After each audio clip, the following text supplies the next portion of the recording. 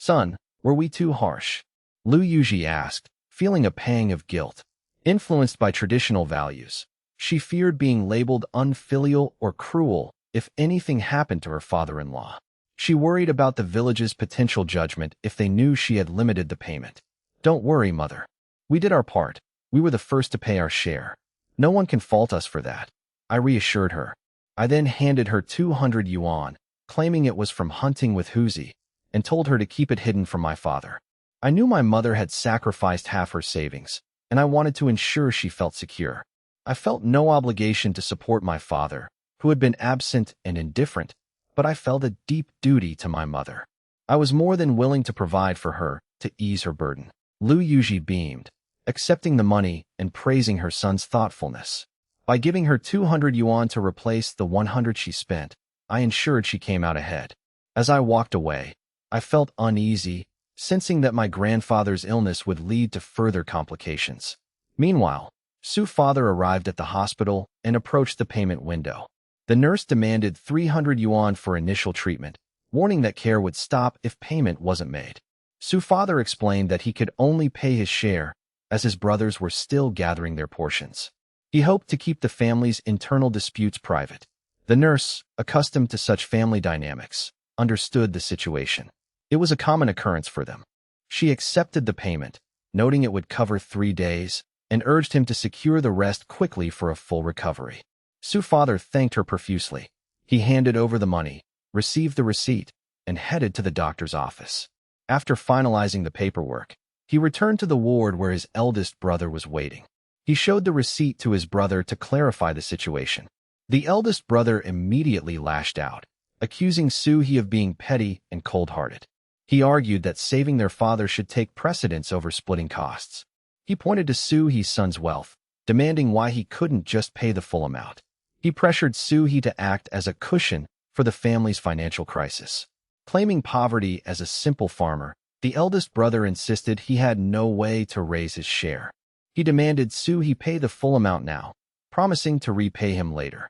He mocked Su-hee for being henpecked and unable to control his own household. He continued to berate Su-hee for his perceived weakness and lack of authority. He questioned how Su-hee could stand by and argue over money while his father lay dying. He insisted that Su-hee's son's money was trivial and that Su-hee should prioritize family over fairness. In truth, the grandfather had always been indifferent to Su-hee's suffering, allowing the eldest brother and his wife to bully him. When Su-hee tried to defend himself, his brother cut him off, accusing him of showing off his wealth. A nurse entered, scolding them for the noise and demanding they stop disturbing the patients. Su-hee and his brother fell silent, cowed by the nurse's authority. Elsewhere, Su-yu's third uncle was struggling to borrow money from his father-in-law. The old man, sympathetic to his son-in-law's plight, offered his life savings, 49 yuan and 85 cents. Su-yu's third uncle accepted the money with gratitude, promising to repay him. The money represented the collective savings of the old man's sons, showing his deep trust in his son-in-law. In their household, the father-in-law held the purse strings, and this gesture was a significant act of support. Su Yuanzheng left to borrow money from his wife's relatives, as his own family knew his character too well to lend him anything. He had to swallow his pride and approach his wife's uncles, despite the distant relationship, as he had no other options. I returned home, unaware that my grandfather was hospitalized, as was my wife, Huang Sui. Huang Sui asked me to supervise the workers while she prepared dinner, noting that Uncle Zheng and his crew were working hard. I acted as a hands-off owner, not out of negligence, but due to a different mindset regarding project management. While people of this era felt compelled to watch workers to prevent slacking, modern bosses rely on professional inspections to ensure quality. My strategy was simple: inspect the finished work and withhold payment if the quality was substandard. Construction in this era was generally sturdy, even if the craftsmanship lacked modern refinement. Micromanaging was a waste of time. If a foreman couldn't be trusted, hiring them was a mistake. I relied on the bond of mutual interest rather than sentiment, and though Huang Sui worried, I let her provide the tea to keep her at ease. I told her to rest and take care of herself. Huang Sui smiled and went to the kitchen, while I distributed cigarettes to the workers. The May heat necessitated breaks, and the cigarettes provided a perfect excuse for the crew to rest. Everyone gathered under a village-owned date tree to escape the sun. I chatted with the workers until Huang Sui signaled me over. She had prepared a large pot of mung bean soup to prevent heat stroke. I carried the heavy pot to the workers, having specifically bought the beans for them. Huang Sui brought bowls, and I left a ladle for everyone to serve themselves. A worker thanked me, praising my generosity and promising top-quality work in return. The group laughed at the workers' enthusiastic declaration. I laughed too, knowing that in these lean times, mung bean soup was a valuable treat. Uncle Zhang, the foreman, urged everyone to finish their soup and cigarettes, emphasizing the need to work hard for a fair employer. Uncle Zhang was the most anxious to finish. I paid based on a 10-day schedule. Finishing early meant more profit for the foreman, while delays cost him money. The project involved 3 buildings, totaling 30 days of work. Saving 5 days meant significant profit for the foreman, incentivizing efficiency among the dozen workers. 10 days per building was generous, but necessary given the summer heat. Without a buffer, the foreman would have no profit margin, making the job unsustainable. The workers agreed to resume work promptly. With the foreman's order, the crew returned to their tasks without complaint. I watched from the tree while Huang Sui returned to the kitchen. Providing vegetables for the workers' meals was a strategic way to build rapport. By heating their dry rations and adding a dish, I ensured the workers felt valued and motivated. Watching the workers, my mind drifted to my grandfather's hospitalization. I squatted under the tree, lost in thought. I could easily afford the medical bills, but I resented the family's hypocrisy in only remembering me when they needed money. I knew the pressure to pay would eventually fall on me. I wondered how my eldest uncle would try to force my hand. My eldest uncle had been absent from my wedding, and I had publicly highlighted that absence during the ceremony. I had no fear of confrontation and was willing to let the village judge our fractured relationship. Since the wedding, the rift between the 2 branches of the family was common knowledge, making the eldest uncle's potential demands even more absurd. That evening, I discussed the situation with Huang Sui after the workers left. I sought her perspective to gain clarity. Su Li and Wu Jinxing arrived, meaning Su Sheng had also finished work. Huang Sui invited them to eat, though Su Li felt guilty for not contributing to the household expenses while the house was being built. Huang Sui comforted her, sensing her discomfort at being a guest. I chatted with Wu Jinxing about work to lighten the mood. I finished my meal quickly, eager to act. I announced I was going to the old courtyard to gauge Su Sheng's stance on the medical bills. I believed in standing united with my brother. If I and Su Sheng stood together, our father couldn't easily force me to pay. Su Li, being a married daughter, was exempt from such obligations. Su Li warned me not to argue with our father. She knew I was independent and resented being coerced into paying for family matters I didn't support. I acknowledged her advice and left for the old courtyard. The atmosphere was tense. Su Fugue was on duty to care for the grandfather, while Su He was working. Su Fugue was contributing labor to avoid paying money. The third uncle was helping out of consideration for Su He, who needed to keep his job. Su Fugue's performative care was designed to make Su He feel guilty and justify his own lack of financial contribution. Su He fell for the act, impressed by his brother's dedication. The eldest uncle understood Su He's personality perfectly, better than I or Su Xing did. I arrived, noting the heavy atmosphere and my eldest uncle's presence. I entered the house and sat down. Lao Si poured me tea before stepping aside. This tea was a rare luxury I had provided, something even the village chief rarely enjoyed. Su's father, despite his monthly salary, had never tasted such tea before. Third brother, you know about grandfather's illness, right? I nodded, waiting to hear what news Su's father had brought, and if the eldest uncle's family was stirring up trouble again. Dividing the family didn't absolve them of responsibility. Public opinion was a powerful force, and failing to help a dying relative would invite vicious gossip. I wasn't afraid of gossip, but the village was full of jealous eyes. My recent marriage and new house had already made me a target. Though I had money, influence, and connections like Qin Sheng, Zheng Yuegua, and Wei Huaid, I couldn't ignore the weight of public sentiment. In this era, the power of public opinion was absolute. If the village held a self-inspection to root out bad elements, anyone unpopular could be targeted through a simple vote. regardless of innocence. If the collective decided you were a bad seed, you were, and evidence was irrelevant. Reputation and social standing were matters of survival. I was already a target. The trouble Huzi faced during his matchmaking was proof of that. Only the inherent danger of hunting kept others from mimicking their success. The requirement for firearms or archery skills was the only barrier preventing the youth of Sanshuiwan from swarming the mountains to get rich like me. I know. You were discussing grandfather? Didn't we already provide money? What's the problem? Everyone looked at Su's father, who had been listless and preoccupied since returning from the hospital. Suhi, startled by the question, finally focused on the conversation. Third uncle went to the hospital today and raised 67 yuan. We are still short 32. Eldest uncle only contributed 20, leaving 80 still needed. The two brothers had barely scraped together 100 yuan. I and Su Sheng didn't believe the eldest uncle was broke, and deep down, neither did Su He, though he reflexively defended his brother. The door opened, and third uncle arrived. I and Su Sheng stood to offer him a seat, respecting him as a proper elder, unlike the eldest uncle. Second brother, I've come to discuss where else we can borrow money. Don't count on eldest brother. 20 yuan is his absolute limit.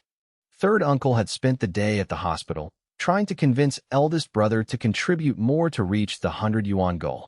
Eldest brother had been adamant about having no money, despite their persistent arguments. Subin was in jail, and eldest brother feared that if he gained a reputation for being unfilial, his family's future would be ruined. Perhaps for his son's sake, he had finally agreed to contribute, claiming he had to consult his wife about the funds. By nightfall, eldest brother had only produced 20 yuan, likely after a bitter struggle with his wife. It wasn't that the eldest uncle was reasonable. He simply understood that he had to put on a show for the village's sake. Su Yuanjing's words confirmed that eldest brother was simply unwilling, not unable, to pay more. Third uncle saw through the charade, but there was no way to force the issue without evidence. The burden of saving the old man now fell entirely on the second and third brothers. Su's father looked dejected, clearly disappointed that I hadn't offered to help. Though others called him foolishly filial, Su's father felt bound by the debt of being raised, educated, and supported by his father. He felt obligated to repay that debt, regardless of his father's past neglect. I didn't understand his father's masochistic sense of duty. Third uncle noticed Su's father glancing at me and understood his brother's unspoken hope. He knew I had the money, but he couldn't bring himself to ask, given how the grandparents had treated my family. Parental favoritism was common, but the grandparents had taken it to an extreme. They showed no affection for their grandchildren from the second branch, unlike the blatant favoritism shown to the eldest uncle's children. Su Bin, Su Shi, and Su Yuqing were pampered, while my siblings were treated as invisible. Even third uncle's own children, Su Daong and Su Xiaotong, had never received warmth from the grandparents. The grandparents poured all their love into the eldest uncle's family, leaving the others to fend for themselves. It was as if the eldest uncle's family were royalty, while the others were mere servants expected to pay for the privilege. Second brother, what are you thinking? Should we go to the uncle's place and borrow money? The maternal uncles would surely contribute to save their brother-in-law, if only to prevent their sister from becoming a widow. The uncles were well off enough that they could certainly spare some money. Uncles, that might work. It's our only option. If grandmother wanted her husband to live, her own brothers would surely help. It was a matter of family duty and preventing widowhood. Just as they planned to visit Zhengjia Village the next day, an unexpected guest arrived. Grandmother, with her bound feet, walked in. Her feet were a relic of a dying tradition, permanently deformed by the binding process. Mother, why are you here? She asked, her face twisted in a cold, bitter scowl as she leaned on her cane. Everyone stood up. Third uncle and Su's father helped her to the seat of honor.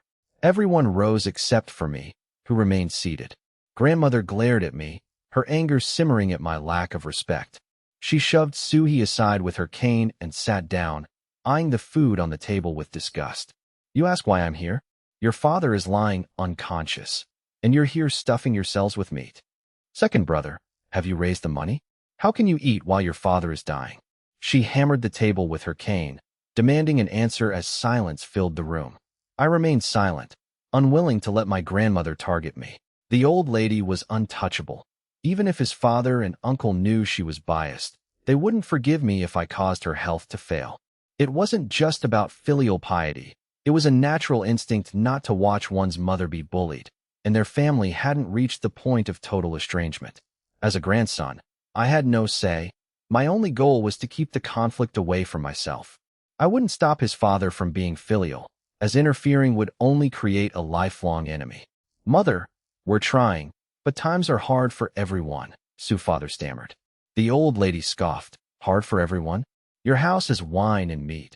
Surely you aren't spending all your money on yourselves. Why is it that when it comes to your father's medical bills, you have nothing?" She pressed Su's father, avoiding the third uncle, a natural display of favoritism toward her youngest son. Su's father hesitated, unable to admit in front of his brother that he contributed nothing to the household. I watched coldly, thinking my father deserved this for not retorting that his wages were already drained by the old man's constant ailments. If the old man didn't complain of headaches and leg pain every few days, they might have saved money. I wish my father would just speak up. "Grandma, that meat is for your pregnant granddaughter-in-law, and it was a gift from third uncle, not bought," Su Sheng retorted. Su Sheng, impulsive and young, couldn't stand by while his father was cornered. Unlike the Reborn, composed me, Su Sheng was easily provoked. The old lady was surprised to hear about the pregnancy. She hadn't been told. It was strange that she, the grandmother, was kept in the dark. She believed him, though. Su Sheng was too blunt to lie about something so easily verified. Since the old man had been to the hospital that day, the excuse for eating well held up. She shifted her focus to Su Sheng. "I heard from your eldest uncle that you're working at the steel mill." The news had inevitably leaked through the old party secretary. The eldest uncle's family, being farmers, would naturally know about my absence from the fields. "Grandma, I just started. If you want money for Grandpa's medical bills, I don't have any," Su Sheng said bluntly. Su Sheng's directness was his defining, albeit reckless, trait. "No money? How did you get the job then?" "Don't tell me the factory manager just gave it to you," she sneered. Everyone knew the job was bought, and since the family couldn't afford it, it had to be my money. My home was filled with radios, sewing machines, and bicycles, the envy of the village. With new brick buildings and lavish feasts, the village was rife with jealousy. No one believed Su Sheng's job had nothing to do with me. The grandmother knew perfectly well that I had paid for it. She targeted Su Sheng because she knew I would be forced to intervene to protect my brother. She needed to maintain the facade of family harmony while cornering them into paying. She couldn't openly demand money without proof, as that would ruin their superficial relationship. She had to push them into a corner where they had no choice but to pay. Forcing a confession was the only way to extract the funds. Her interrogation of Su Sheng was a direct attack on me. Everyone in the room knew she was well informed. She wouldn't have brought up the job otherwise. She had clearly coordinated with the eldest uncle to squeeze me. I realized I couldn't hide. The old lady had successfully shifted the pressure onto Su Sheng. Su Sheng was stubborn, but he was no match for his grandmother's schemes. He wouldn't betray me, but he would likely just clam up. I had to step in to prevent my brother from being humiliated. "Sister-in-law, take Yaya and Su Jing to your room. Adults are talking," I said. I cleared the room of the women and children first. "All right, let's go eat some canned fruit," the sister-in-law agreed. Su Sheng had moved the canned goods to his room for his wife, fearing his mother's discipline. The brothers were terrified of their mother, Lu Yuji, who ruled the household with an iron fist. "Father, why don't you sell your factory job spot? Otherwise, how will you pay for Grandpa's care?" I asked. "Grandma raised you with such hardship. Surely you aren't stingy?" The room went silent. Everyone was stunned by my unexpected stance. They expected me to argue, not to support the grandmother's demand. The grandmother was completely caught off guard. "What nonsense are you spouting? I'm not stingy." Su's father blurted out. "Grandma, it's settled. You can go home. The money will be there in a few days. It just depends on whether my father is willing to pay," I said. "Settled? Just like that?" Everyone stared at me in disbelief, including Su Sheng. I despised the eldest uncle's family, but I was wealthy enough that I didn't care about my father's petty squabbles. It is futile to expect a father to change his lifelong nature just because his son demands it, unless I resorted to extreme violence. breaking my father's legs, or attacking the eldest uncle's family, my father would never question his own misguided loyalty. You cannot wake someone who is pretending to be asleep. If I committed a drastic act, the village would surely gossip that I went insane from filial piety, forcing my father to finally confront the reality of his situation. If blood were spilled, the commune would likely intervene, either firing the father or strictly regulating his finances to prevent further chaos. Yet, this cost is too high. The eldest uncle is like a bully on a bus, forcing you to become a shrew just to stop him from taking advantage of you. Xiaoyu, what are you talking about? The third uncle was stunned. I was the one who hated the eldest uncle's exploitation most. Why was I suddenly acting so strangely? Third uncle, I'm serious. My father is obsessed with face. If the village knew he couldn't produce 300 yuan after working for over a decade, no one would believe it. Even saving 1 yuan a month would have prevented him from having to beg for money now. If this job earns nothing, why keep it? It's unpaid labor for the state. He should quit, come home to farm, and help my mother. If he can't save even a single yuan, the job is worthless. My logic hit home. It seemed reasonable. If the father quit, the eldest uncle would lose his source of income, and the father would be seen as sacrificing everything to save his own parent. With the job gone, the eldest uncle loses his leverage, and no one could call the father unfilial for selling his position to save his father. The father keeps his reputation, the eldest uncle takes the loss, and there's no more money to extort. Future support would be limited to basic rations, a massive financial blow to the eldest uncle's family. No, I won't allow it. That job was a hard-won veterans transfer quota. The grandmother objected immediately. She wasn't senile. She realized my filial piety was a trap to cut off her eldest son's lifeline. If the job disappeared, how would her eldest son survive? She couldn't expect the second son to provide more than basic rations.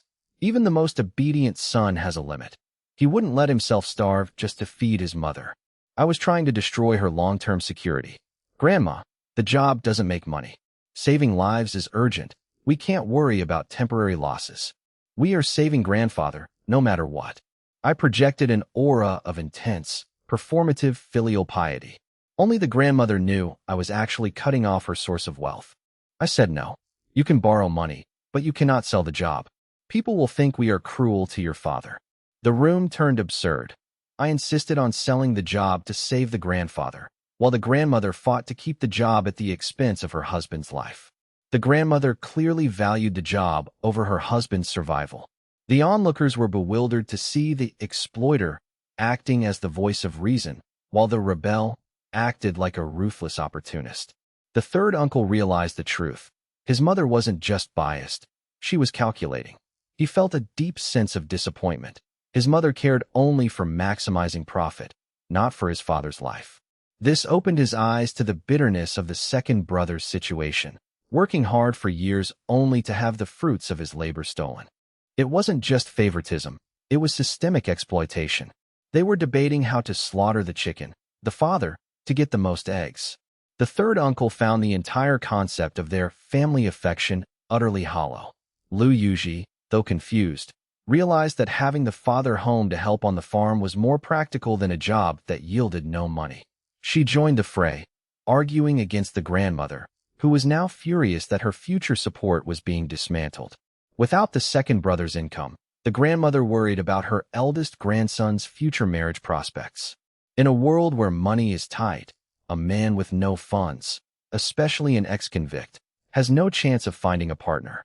Raising another man's child is a burden only those with means can afford. The grandmother hated me for this, but she couldn't voice her true, selfish reasons. Enough. You brat, you don't get to decide this. The job is not for sale. If you have money to build a new house, use that to treat your grandfather. Delay your construction for a year. The grandmother tried to corner me by attacking my own financial independence. Oh, Grandma, you've got it wrong. My wife's family paid for the house. They dote on her and bought us everything, from the house to the bicycles. I had no choice. I have no status at home. My wife calls the shots. I'm just living off her family's generosity. The Huang family has been hunters for 3 generations. They have the savings. I only married into the family because I saved my father-in-law's life. Her brothers got factory jobs through connections. My brother's quota was also thanks to them. Ask the eldest uncle if you don't believe me. Everyone was shocked, though the immediate family knew I was lying. The Huang family and I were passing the buck, each claiming the other provided the connections.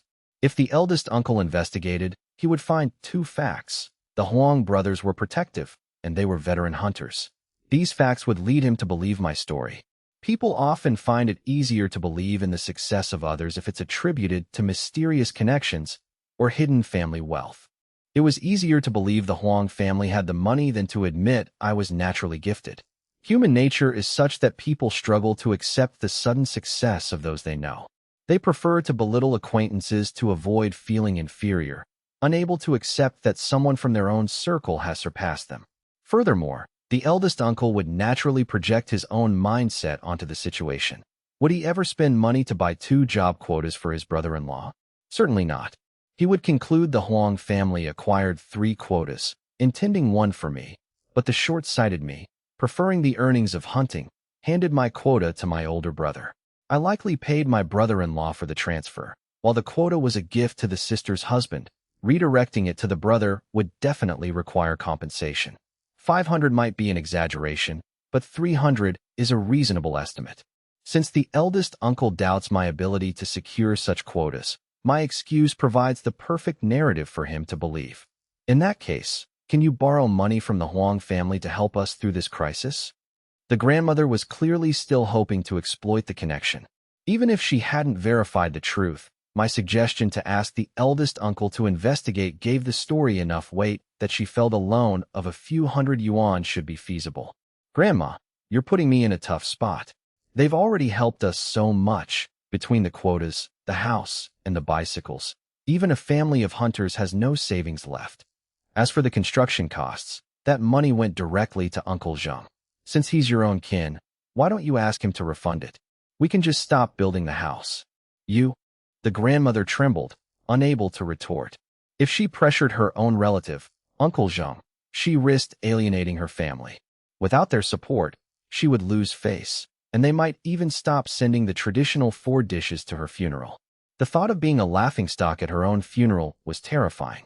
She couldn't possibly demand a refund from Uncle Zheng without looking ridiculous. Uncle Zheng would surely refuse, as he had already invested the funds. Pressuring him would only destroy her relationship with her own kin for the sake of annoying me. The entire construction crew was her family. She couldn't afford to offend them all just because she felt entitled. Besides, I had already aligned with Uncle Zheng. Uncle Zheng would prioritize the man paying the bills over an elderly woman with no leverage. Uncle Zheng was a businessman. He would never choose the grandmother over my financial backing. What about your hunting earnings? Surely you have a few hundred yuan. The grandmother pivoted, but I was ready. I shrugged. I'm broke. I gave everything to my brother-in-law. You don't think my brother's quota was free, do you? With all paths blocked, the only remaining option was selling the second brother's quota. Then sell the bicycles. You have 2. Give 1 to your brother and sell the other to pay for your grandfather's medical bills. I shook my head again. My wife's family bought those bikes. If I sell them, she'll divorce me. Do you want to save Grandpa at the cost of destroying my marriage? As for my brother's bike, ask him yourself. A second-hand bike wouldn't fetch much, perhaps barely 100 yuan now. And I need my bike for work and to get home to my pregnant wife. I can't just walk. Su Sheng was stubborn. Neither the grandmother nor Su's father could force him to give up his bike. Fine. A bunch of ungrateful wretches. The grandmother was defeated. I had blocked every avenue. Hunting was lucrative but dangerous, and my success was hard-earned, making any complaints against me baseless. After the grandmother left, I turned to my father. Dad, have you decided yet? I pressed him. I'm talking about your job quota. Grandpa's illness can't wait. Su's father felt a strange mix of pride and irritation at his son's sudden assertiveness.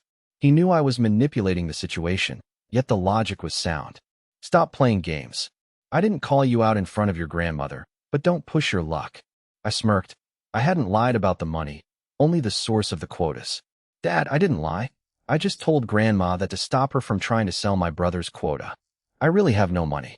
Search my house if you want. If you find anything, take it for Grandpa's treatment. I won't call the police.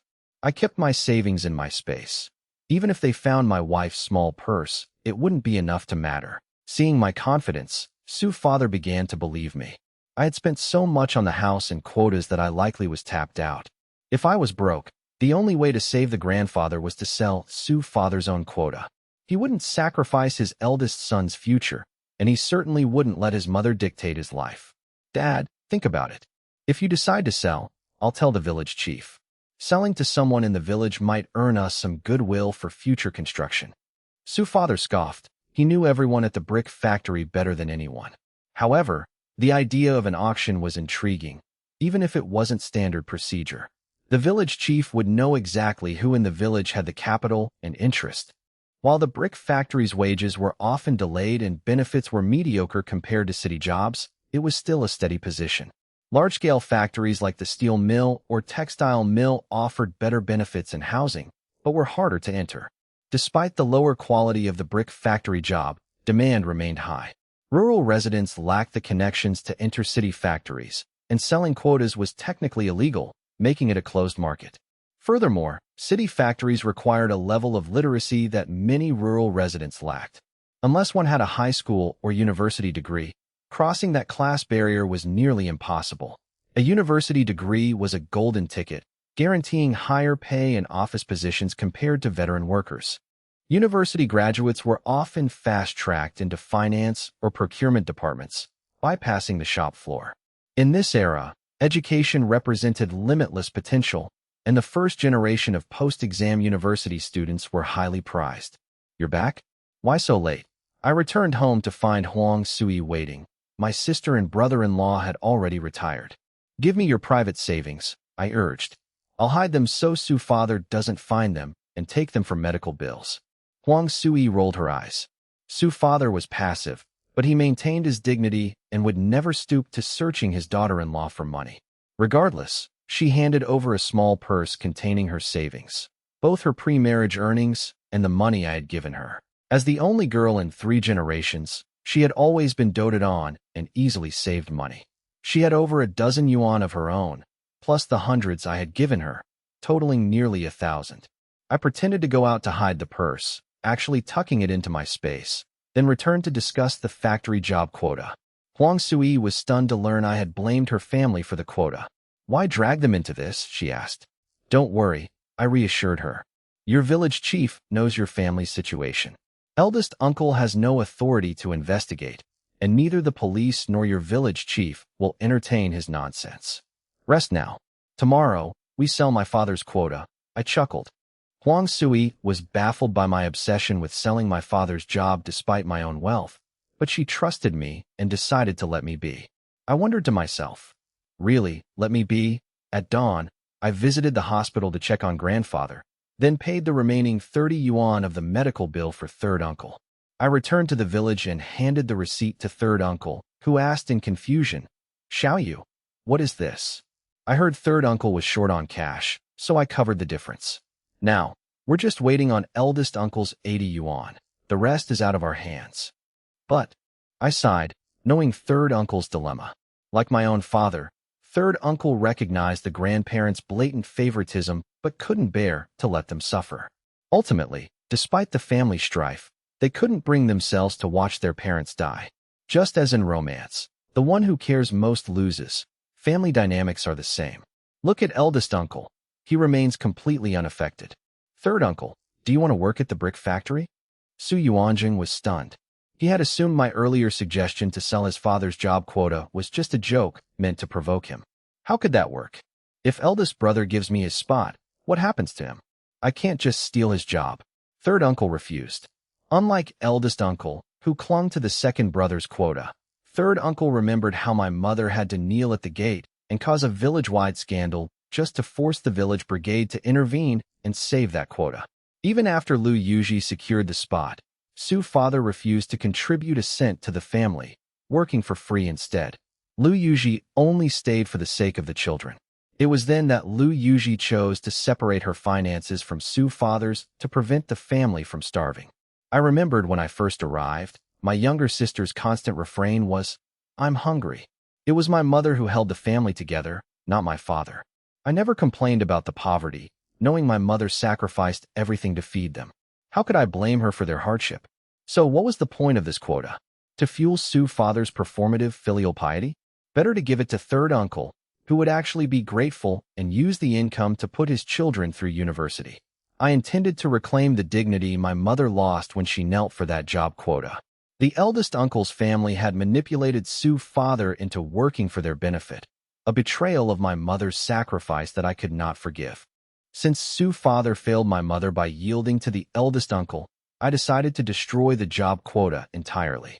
I wouldn't let the eldest uncle's family profit from this rare opportunity. I challenged my father's blind filial piety. The quota is yours, but without my mother's intervention back then, would you have even kept it? It would have belonged to the eldest uncle long ago. Third uncle, with grandmother and grandfather so biased, don't you ever want to fight back? Su Yuanzheng realized I wanted to strip the quota from my father to cut off the eldest uncle's income. He reasoned that if the quota were to be lost, it might as well benefit his own family. You want me to be the villain? To refuse to hand over my wages? Exactly. You know my father's character.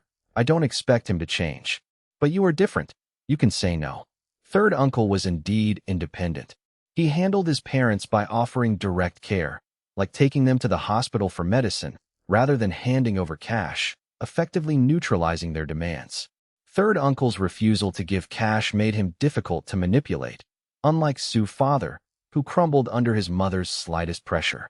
You want me to be the bad guy while you watch from the sidelines? Why should I help you? Third uncle, I can ensure my father loses this quota regardless. But if it doesn't go to you, the whole thing loses its point. Intrigued, third uncle sat down and asked, "Explain yourself." I analyzed the brothers. The eldest was selfish, and my own father was a spineless mama's boy.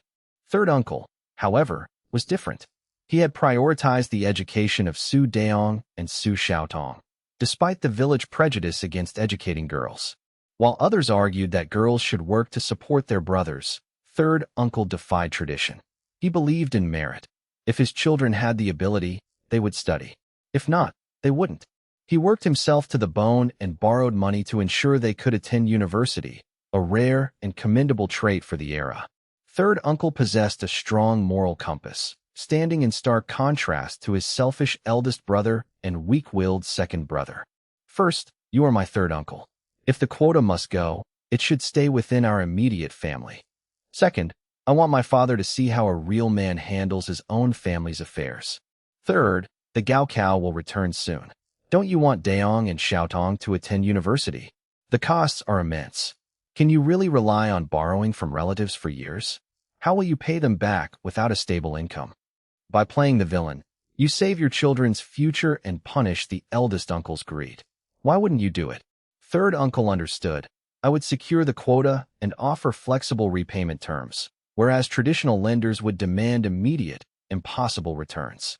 I, being wealthy and family, wouldn't pressure him for the 500 yuan cost, allowing him to pay it back slowly once his children were employed. This arrangement would significantly alleviate his financial burden. Third uncle fell into deep thought. Accepting my offer meant offending the eldest uncle and potentially causing friction with his second brother. Though his past nature would have led him to refuse, my logic left him deeply conflicted. Su's father is overwhelmed by debt from his father's medical bills. Even excluding the 30 yuan from me, he owes 70 yuan, a sum that will take years to repay, forcing him to sacrifice all comforts and savings.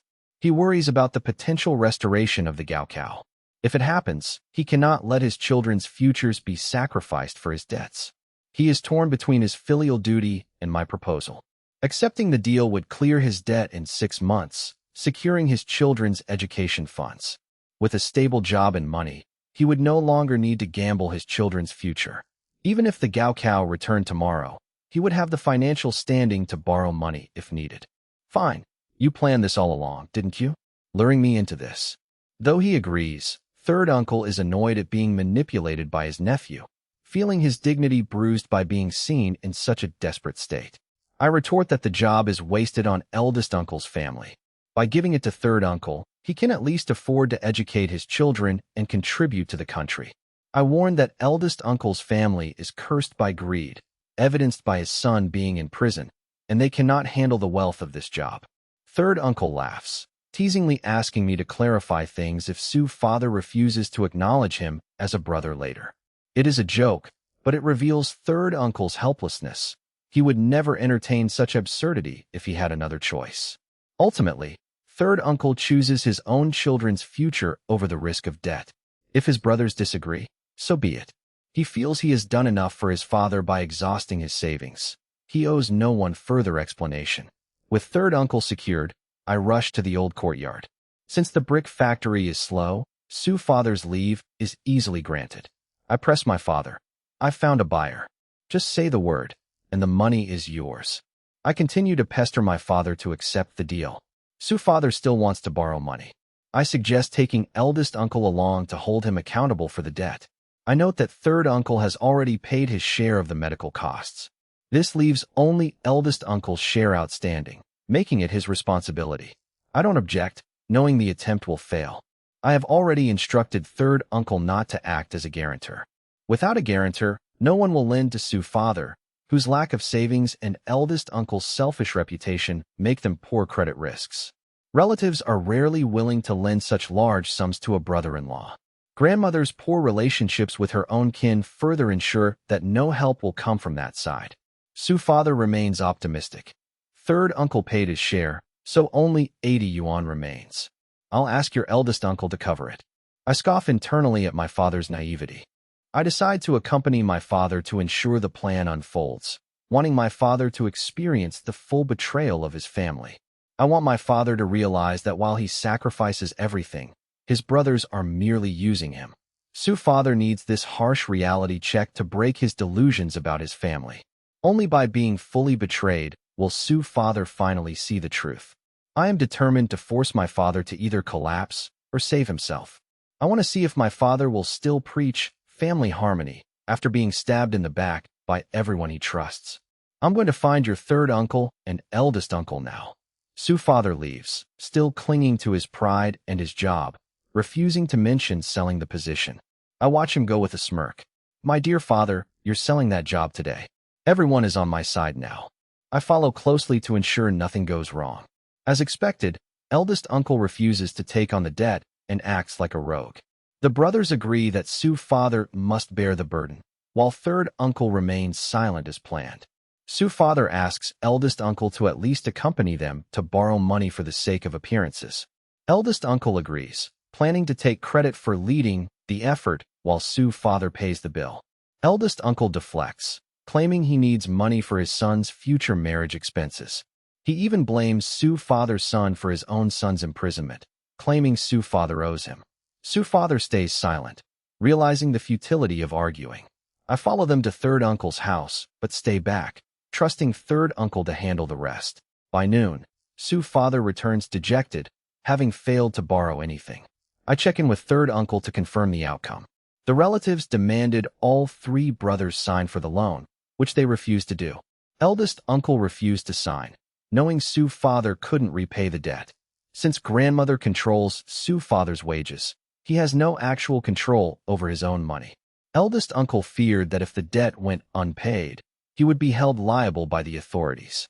Eldest uncle knows I won't pay, and that the family would rather see Su's father in prison than help. The relatives, seeing the brothers' lack of unity, refused to lend money to such a dysfunctional group. They insisted on all three signing to ensure repayment, regardless of how the brothers split the cost. The negotiations collapsed, and they were sent away. I tell my father not to worry and suggest he try borrowing from colleagues. Su's father tries for days, but fails to raise the 80 yuan. I whisper to my father again, urging him to give up and sell the job. Exhausted and desperate, Su's father finally sighs. Fine, I'll tell the factory manager tomorrow that I'm transferring the position to my brother. I had jokingly suggested selling my father's job quota to the villagers, never expecting it to actually happen. I wondered if my father knew my plan. With my father's medicine running out and no money, I had no choice but to force the sale of the quota to cover the costs. I was stuck footing the 80 yuan medical bill because my eldest uncle refused to pay, citing the second brother's, Suhi, previous promise to cover it. If the father didn't recover, the blame would fall squarely on the second brother for delaying treatment. Once my father agreed, I immediately handed 300 yuan to the village chief to pass on to my father. The quota was worth more, but I controlled the deal, keeping the price at a modest 300 yuan. The next day, the village chief instructed Su's father to hand the quota to the production brigade to find the highest bidder. The village party secretary noted that while no single family could afford 300 yuan, the brigade could. They offered Su's father a choice: a direct buyout for 300 yuan or an auction where he might earn more if the price exceeded that amount. The buyout meant the brigade took the risk and profit. Waiting for an auction offered higher potential but less certainty. I had coached the secretary, arguing that since my father's job only benefited the eldest uncle's family, it was better to sell it and have my father work the fields. Through their quiet maneuvering, the sale was set in motion. The eldest uncle panicked when he heard, fearing he would lose out if the quota were sold. He suspected I was just bluffing to force him to pay his share of the medical bills. However, when Su's father asked him to help borrow money, he felt relieved, thinking the sale was off. I, however, secretly orchestrated a swap, giving the quota to the third uncle instead. The eldest uncle remained smug, believing he had successfully pushed the financial burden onto the second brother. The next day, Su's father obtained the introduction letter, effectively resigning from his job. Despite his hesitation, he delivered the paperwork to the village party secretary. Days later, when the news broke that the third uncle had taken the job, the eldest uncle's family caused a scene at the third uncle's home. I had spent the entire week focused on this scheme, neglecting my hunting. I visited my wife, Huang Sui. She scolded me for causing a village spectacle, but I insisted I did it to avenge my mother. She warned me that my mother was furious and would have beaten me if I were home. I didn't care. I believed giving the job to the third uncle was the right move. I reasoned that if the enemy opposed it, I must be doing something right. Huang Sui described how my mother had successfully fended off the eldest uncle and his wife during their tantrum. The eldest uncle had no right to complain, yet he felt entitled to the job. The conflict reignited old grievances about why the eldest uncle never received similar favors in the past. My mother had silenced him by pointing out his own failures as an eldest brother. She highlighted that the eldest uncle refused to pay for medical bills, leaving the second brother to cover 180 yuan while the eldest uncle constantly cried poverty. The village watched as the eldest uncle was humiliated and his wife was sent packing. I asked about my father's reaction. I expected my father to be furious. His father had remained locked in his room, too ashamed to face anyone. Huang Sui found the family dynamic absurd, a son sabotaging his father's job to give it to an uncle, leaving the whole family in an awkward standoff. I compared the situation to a festering wound that needed treatment. When Huang Sui sarcastically suggested amputation, I ignored her. I argued that the rotting flesh had to be cut away for the family to heal, as my father was too stubborn to admit his faults. I believed this pain would force my father to reflect. Huang Sui asked if I planned to keep hiding, but I told her to wait. My plan hit a snag when the third uncle immediately revealed that I was the mastermind. The village party secretary also confirmed my involvement. They were willing to help, but not to cover for my secrets. The third uncle agreed to pay 500 yuan to my mother for the quota, making me look like I had failed my own scheme. With the 300 yuan already paid and the extra 500 coming, the family was actually better off, and the third uncle's honesty disarmed any further blame. I, however, bore the brunt of the family's frustration. I didn't regret it. My goal was to stop the eldest uncle's exploitation, even at my own expense. I had successfully severed the eldest uncle's economic lifeline. I asked my wife to check if my mother had calmed down. She agreed, and I went to sleep. The next morning, fearing my mother's wrath, I grabbed my gear and headed to Huzi's house. I woke a groggy Huzi with a slap and insisted we go hunting, explaining I needed to stay out of the house. Huzi, who had missed their hunting trips, was happy to join. Huzi teased me about hiding from my mother. They gathered their gear and headed into the mountains before dawn. It was still cold for May. I urged Huzi to focus on catching some game for breakfast. Heizi the dog and the 3 gerfalcons followed them. I didn't mind them tagging along. Stop complaining, I haven't eaten either. Why are you in such a rush, as if someone's chasing you for revenge? A piercing cry echoed as 3 gerfalcons dove from the sky.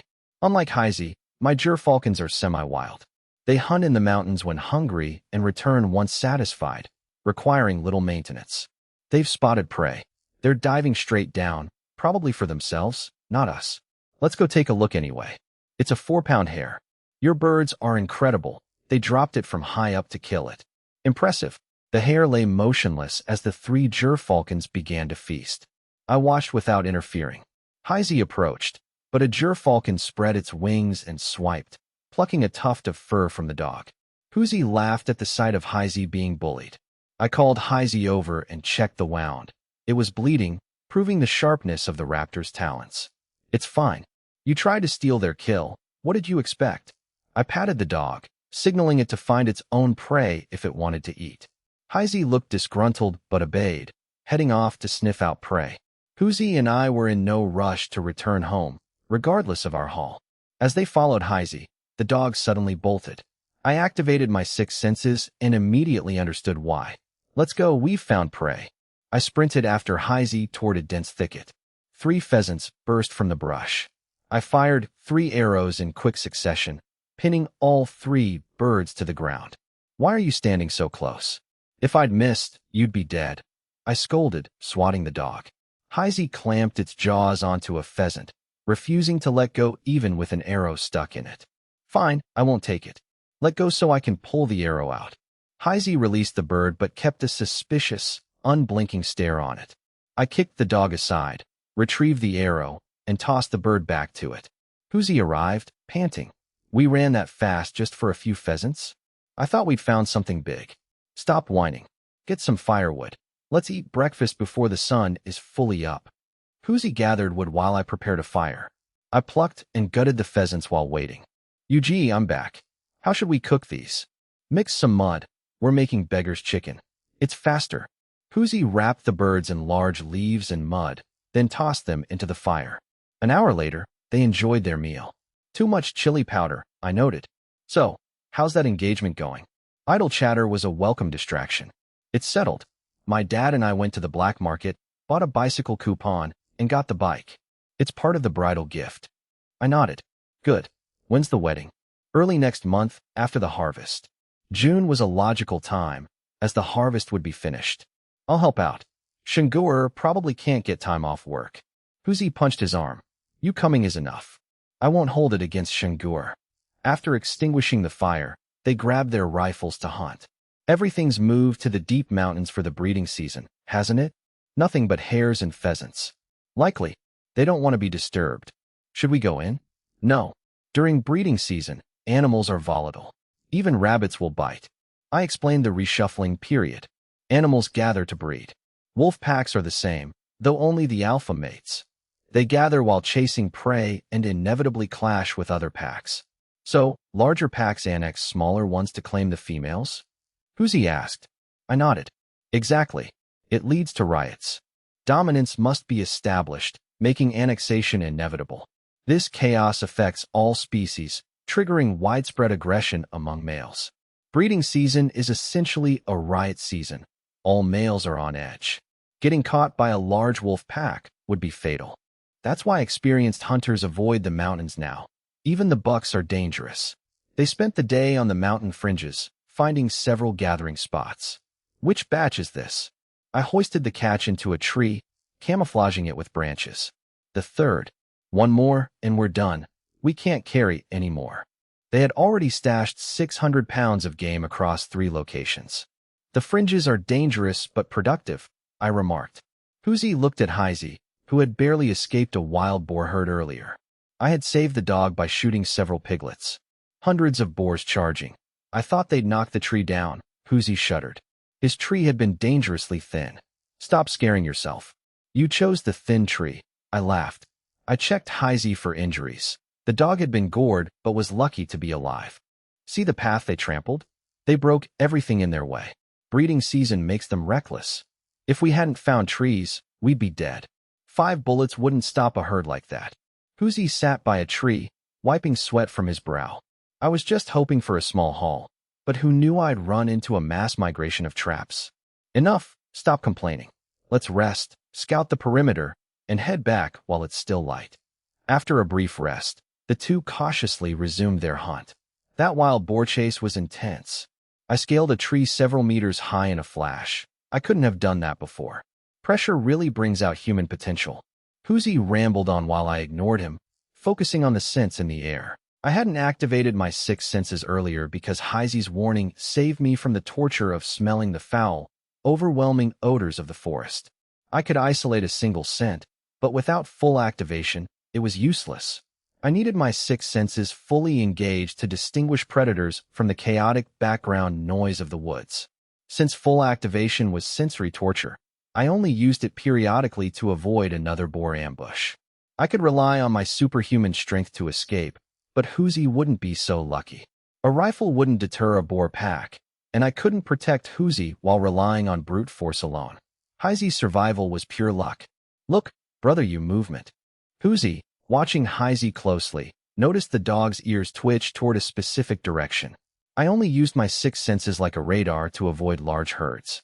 I relied on Heizi for constant vigilance, though the dog was currently spooked and hyper-alert. Seeing the wolf pack, I grabbed Heizi and vaulted up a tree. I signaled Huzi, who silently climbed a nearby crooked tree. I settled Heizi on a thick branch. The dog trembled, having never climbed before, but a pack of over 100 wolves was approaching. It was a massive pack. If Heizi were on the ground, he would be dead. Wolves would kill any outsider, even a near relative like a wolf-green dog. To them, Heizi's impure bloodline was an insult that demanded death. Get ready, I whispered. I'll fire my arrows first, then we both shoot. I drew my bow and unleashed a volley of arrows. At 80 meters, the 100 wolves were easy targets for my keen eyes and long-range archery. Fire, I commanded. They both opened rifle fire, I'm moving with incredible speed. Between the 30 arrows and the gunfire, they struck every target before the pack could react. After 2 rounds of shooting, they had each taken 10 wolves, plus my 30 arrow kills, all perfect hits. The pack began to scatter. The silent arrows hadn't alerted them, but the gunfire triggered a panic. The wolves fled after only 2 volleys. Let's go collect them. Brother, you 50 wolves. 30 from your bow, 20 from our rifles. Huzi's cooperation was key. Had he fired too early, I wouldn't have finished my 30 shots. My speed was legendary, but Huzi's timing ensured they maximized the haul before the pack fled. Without Huzi's support, the wolves might have scattered sooner, causing them to miss out on the bulk of the hunt. How do we carry 50 wolves? That's 1,500 pounds, plus our previous 600-pound haul, 2 tons total. Weight wasn't the issue, but the sheer volume made transport difficult. We'll have to drag them. They piled the carcasses under a tree, guarded by Heizi, while they cut wood to build stretchers. I needed tools to move the heavy load. Once finished, they loaded the game, lashed it down, and began the grueling trek towards Sanshuiwan. They moved in shifts, finally reaching the halfway point. Huzi, go back and get the donkey cart. It's only 2:30 p.m. We can still make it to the county town to sell. Wait, will you be okay alone? Huzi realized that I had been doing all the heavy lifting anyway. His own strength was negligible against 2 tons of meat. Fine, I'll get the cart. Wait for me. Huzi left, and I sat down to smoke. System, open panel. Host, I, age, 19. Physique, 30. Strength, 50. Speed, 28. Stamina, 36. Storage, 9 cubic meters. Skills, photographic memory, superhuman strength. Fishing, 4-3+. Archery limit break, 4-1. Scouting limit break, 4-1. Animal taming for 7+. Martial arts limit break, for 1. Butchery, for 7+. Rock climbing, for 7+. Marksmanship, for 9. Carpentry, for 5+. Parkour, for 8+. Points, 157. I had enough points to push a skill to limit break, but my essential skills were already there. I didn't want to waste a limit break just to expand my storage. I decided to distribute the points evenly. I upgraded fishing to 4-6, parkour to 4-9, carpentry to 4-7, and butchery to 4-8. Updated stats: fishing, 4-6, butchery, 4-8, carpentry, 4-7, parkour, 4-9. Points, 0. A flood of knowledge regarding fishing, carpentry, parkour, and butchery surged into my mind, causing a splitting headache. The sensation passed quickly, leaving me calm. Phew. Glad I didn't try to limit break everything at once, or my brain would have exploded. Gradual upgrades are safer. I swept my hand, storing the stretchers and game into my system space. I sprinted towards Sanshuiwan, reaching the mountain base quickly, and released the game to wait. Huzi would just be reaching the village now. I sent Huzi home and sat on a rock, smoking. Soon, Huzi arrived with his younger brother, Su Xiaoben. Brother you. I brought my brother to help in case you hadn't made it back yet. No need for that now. They worked together to load the 2 tons of meat onto the donkey cart. I had to push the cart to get it moving over the rough terrain until they hit the main road. Xiaoben, go home and tell them we'll be late for dinner. Su Xiaoben left, and I and Huzi headed for the county town.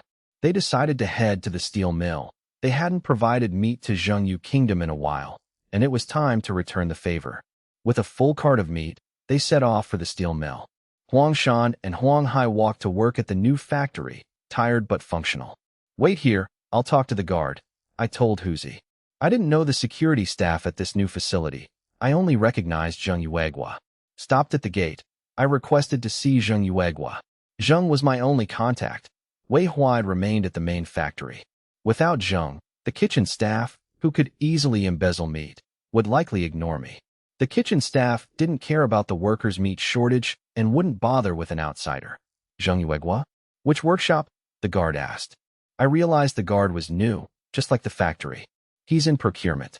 I'm here to deliver game meat, like the wild goat I brought before. The mention of the recent meat delivery jogged the guard's memory. Oh, that was you. Wait, let me make a call. The guard returned. Sorry, Zheng Yuegua is under investigation for misconduct and can't be seen. Detained?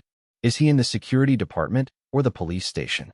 Factory security departments held significant power, often mirroring the police with their own detention authority and weaponry. In this era, security units were well armed, sometimes even possessing artillery to handle village disputes. Security departments were not to be underestimated. They were as formidable as the public security. He's in our factory's confinement room. Don't worry, you can still deliver the meat. Procurement will handle it. I hesitated, then asked, can I visit him? The guard paused. I slipped him a pack of cigarettes. We're friends. It's just a misconduct issue, not a state secret.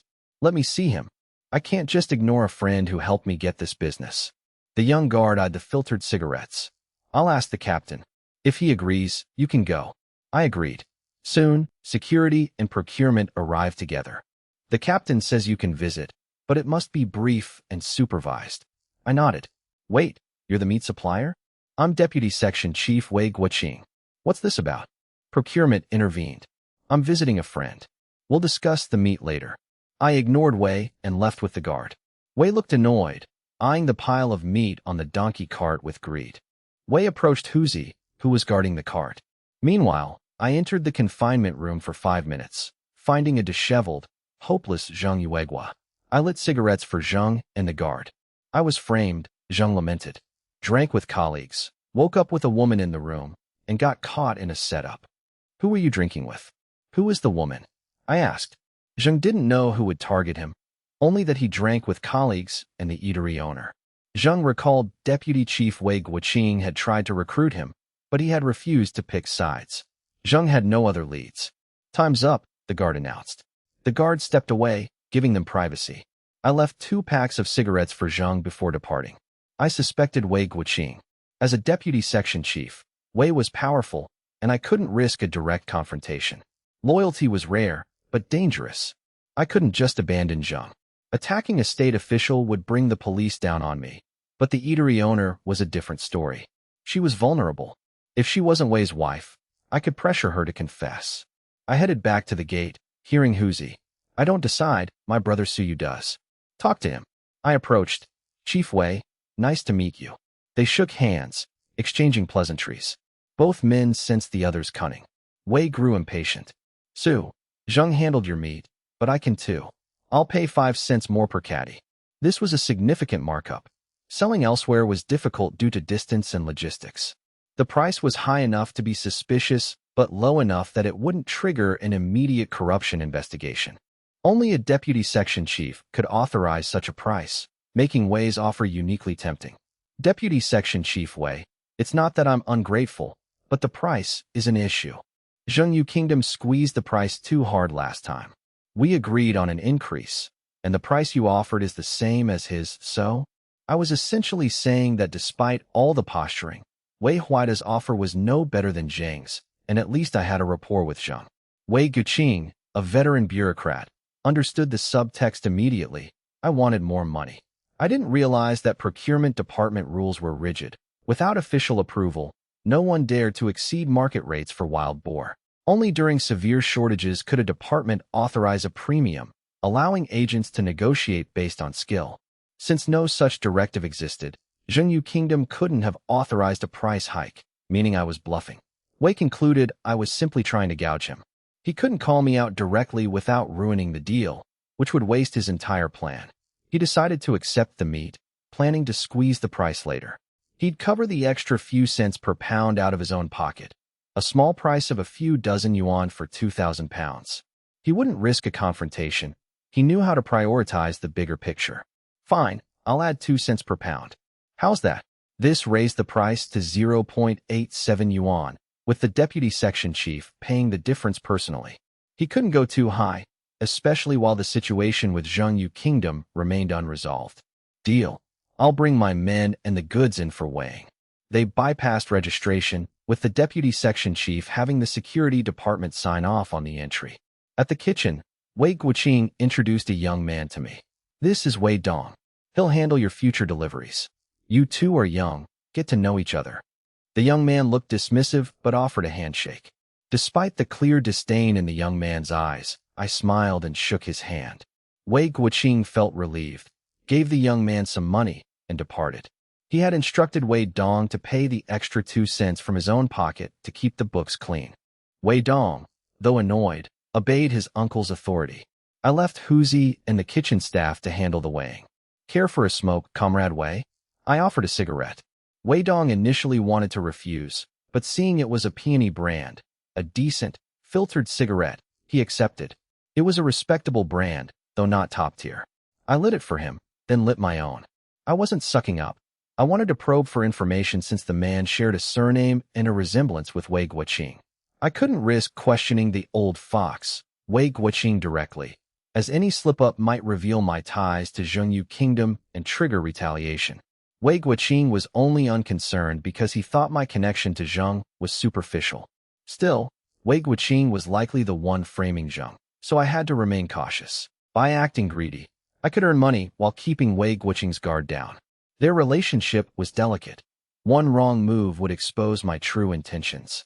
I avoided mentioning Zheng, ensuring Wei Guqing believed my only interest was profit. Asking this second-generation nephew questions was a much safer bet. You're young to have such trust from Section Chief Wei. Are you related? I went straight for the target, betting the fool wouldn't notice. He's my third uncle. Of course he trusts me. Despite his uncle's warnings to keep their relationship quiet, Wei Dong didn't care about an outsider like me. Nepotism was common, though usually handled with more discretion. Wei Guqing only put his arrogant, high school-educated nephew in his department because he couldn't trust him elsewhere. He risked the violation to keep the boy under his own supervision. Nephews were a gray area, making the arrangement easier to justify. I see. You have a bright future ahead. Wei Dong responded coldly, only talking to me because his uncle had insisted on him being sociable. Comrade Wei, it's 2,300 pounds. What's the price? The kitchen staff asked. They processed it through the kitchen to avoid scrutiny from the logistics department, relying on Wei Guqing to smooth things over later. I looked at Wei Dong, expecting the promised extra 7 cents. Wei Dong ignored the agreement. Calculated at 0.85 yuan. The staff complied and issued the payment. I knew the extra 2 cents were supposed to be paid privately. Putting them on the factory books would trigger an audit. Wei Dong's identity was an open secret among those who mattered. As long as no trouble arose, the higher-ups turned a blind eye. Comrade Wei, we agreed on a higher price, didn't we? My shipment was mixed. 0.85 yuan was actually a great deal for me, as the wolf meat was worth much less. Averaging the price was reasonable given the quality of the other meat. Still, I wanted to hold him to his word. 0.85 is plenty. Don't push your luck. My uncle might not know the details, but you can't fool me. It was clear, Wei Dong was trying to pocket the extra money his uncle had given him. The extra 2 cents amounted to 46 yuan, more than Wei Dong's monthly salary, making the temptation too great for the young man. I wasn't one to swallow insults. While my third uncle held a deputy section chief rank, the current situation was absurd. Are you going back on your word? We had an agreement with your uncle. If you don't pay as promised, we aren't selling. As they threatened to leave, I and Huzi blocked the kitchen staff from moving the goods. Huzi loaded up. We'll take it to the city instead. We won't be bullied like this. Huzi stood his ground, stopping the kitchen staff. Wei Dong frowned, surprised they were actually willing to walk away mid-transfer. My uncle put me in charge, so I decide the price. You can name a price, but I can certainly counteroffer. But my brother already agreed on a price with your section chief. This is just going back on your word. Huzi was stubborn, and Wei Dong, a spoiled brat, lost his temper at the peasant's defiance, forgetting his uncle's instructions. Add 1 cent, take it or leave it. If you sell, take the money and go. If not, leave the slip and get out. Seeing the crowd gather, Wei Dong felt embarrassed and feared ruining his uncle's plans. He tossed 23 yuan at me, half of the original 46 yuan total for the 2-cent reduction. He clearly intended to pocket the difference, assuming these peasants were easy to swindle. He hadn't expected them to be so aggressive. Fearing the scene would draw too much attention and cost him his illicit gain, he decided to cut his losses and concede the 1 cent. Huzi started to protest, but I stopped him. Fine, 1 cent it is. Consider the rest a tribute to young Master Wei. The remark was both polite and insulting, leaving Wei Dong confused. He merely snorted, taking it as a sign of submission. Realizing the procurement department wouldn't help them, I decided to handle the finance office myself. I went to finance alone. When they hesitated, I firmly claimed Section Chief Wei Guoqing had authorized the payment. I even challenged them to call the chief to verify. Fearing the confrontation and seeing the valid, stamped kitchen slip, the staff didn't dare call. One worker set aside their knitting and processed the payment. I didn't care about the lie. I was confident enough to handle the fallout if they actually called. Got the money? Yes, let's go. As they left, a man watched them from a third-floor office window. Wei Dong stormed in. Uncle, I'm back. Wei Guoqing didn't turn around. Did you cut the price? Did they negotiate? The price cutting had been Wei Guoqing's deliberate instruction. They fought back and almost left. Those peasants are insufferable. Shut up. You're a purchasing agent, not a street thug. Act like one. Wei Dong wilted under the reprimand. Wei Guoqing wasn't petty about 46 yuan. He had a different motive. He wouldn't use such crude methods for real corruption. He preferred a cleaner facade. This was a test.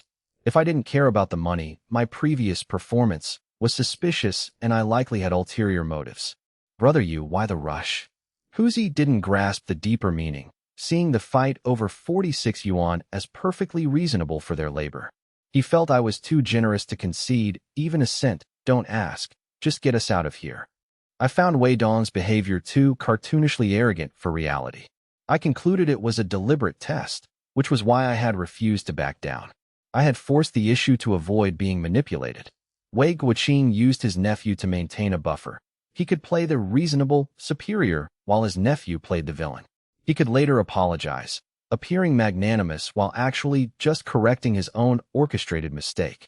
What's really going on? Once clear of the steel mill, Huzi pressed for answers. I explained the situation regarding Zhengyu Kingdom. Huzi knew Zheng well, as he had helped their friends get jobs at the factory. Huzi knew I wouldn't stand by if Zheng was in trouble. If the deputy section chief is sabotaging him, this is serious. What's the plan? I have my ways. Let's head home. They returned to Sanshuiwan Village before dark. Huzi returned the donkey cart while I went home. Soon, Huzi joined me while Huang Sui helped the workers outside. Inside, I pulled out 2,000 yuan. I handed 500 yuan to Huzi without haggling over the exact split. Given I had killed the majority of the game, 500 yuan was more than fair for Huzi's help. Isn't this too much? Huzi knew he had only provided manual labor. Just take it. Now go home. Huzi wanted to help with the Zhengyu Kingdom matter, but I cut him off. I instructed Huang Sui, then grabbed my rifle and headed out. Boss, it's getting dark. Where are you going?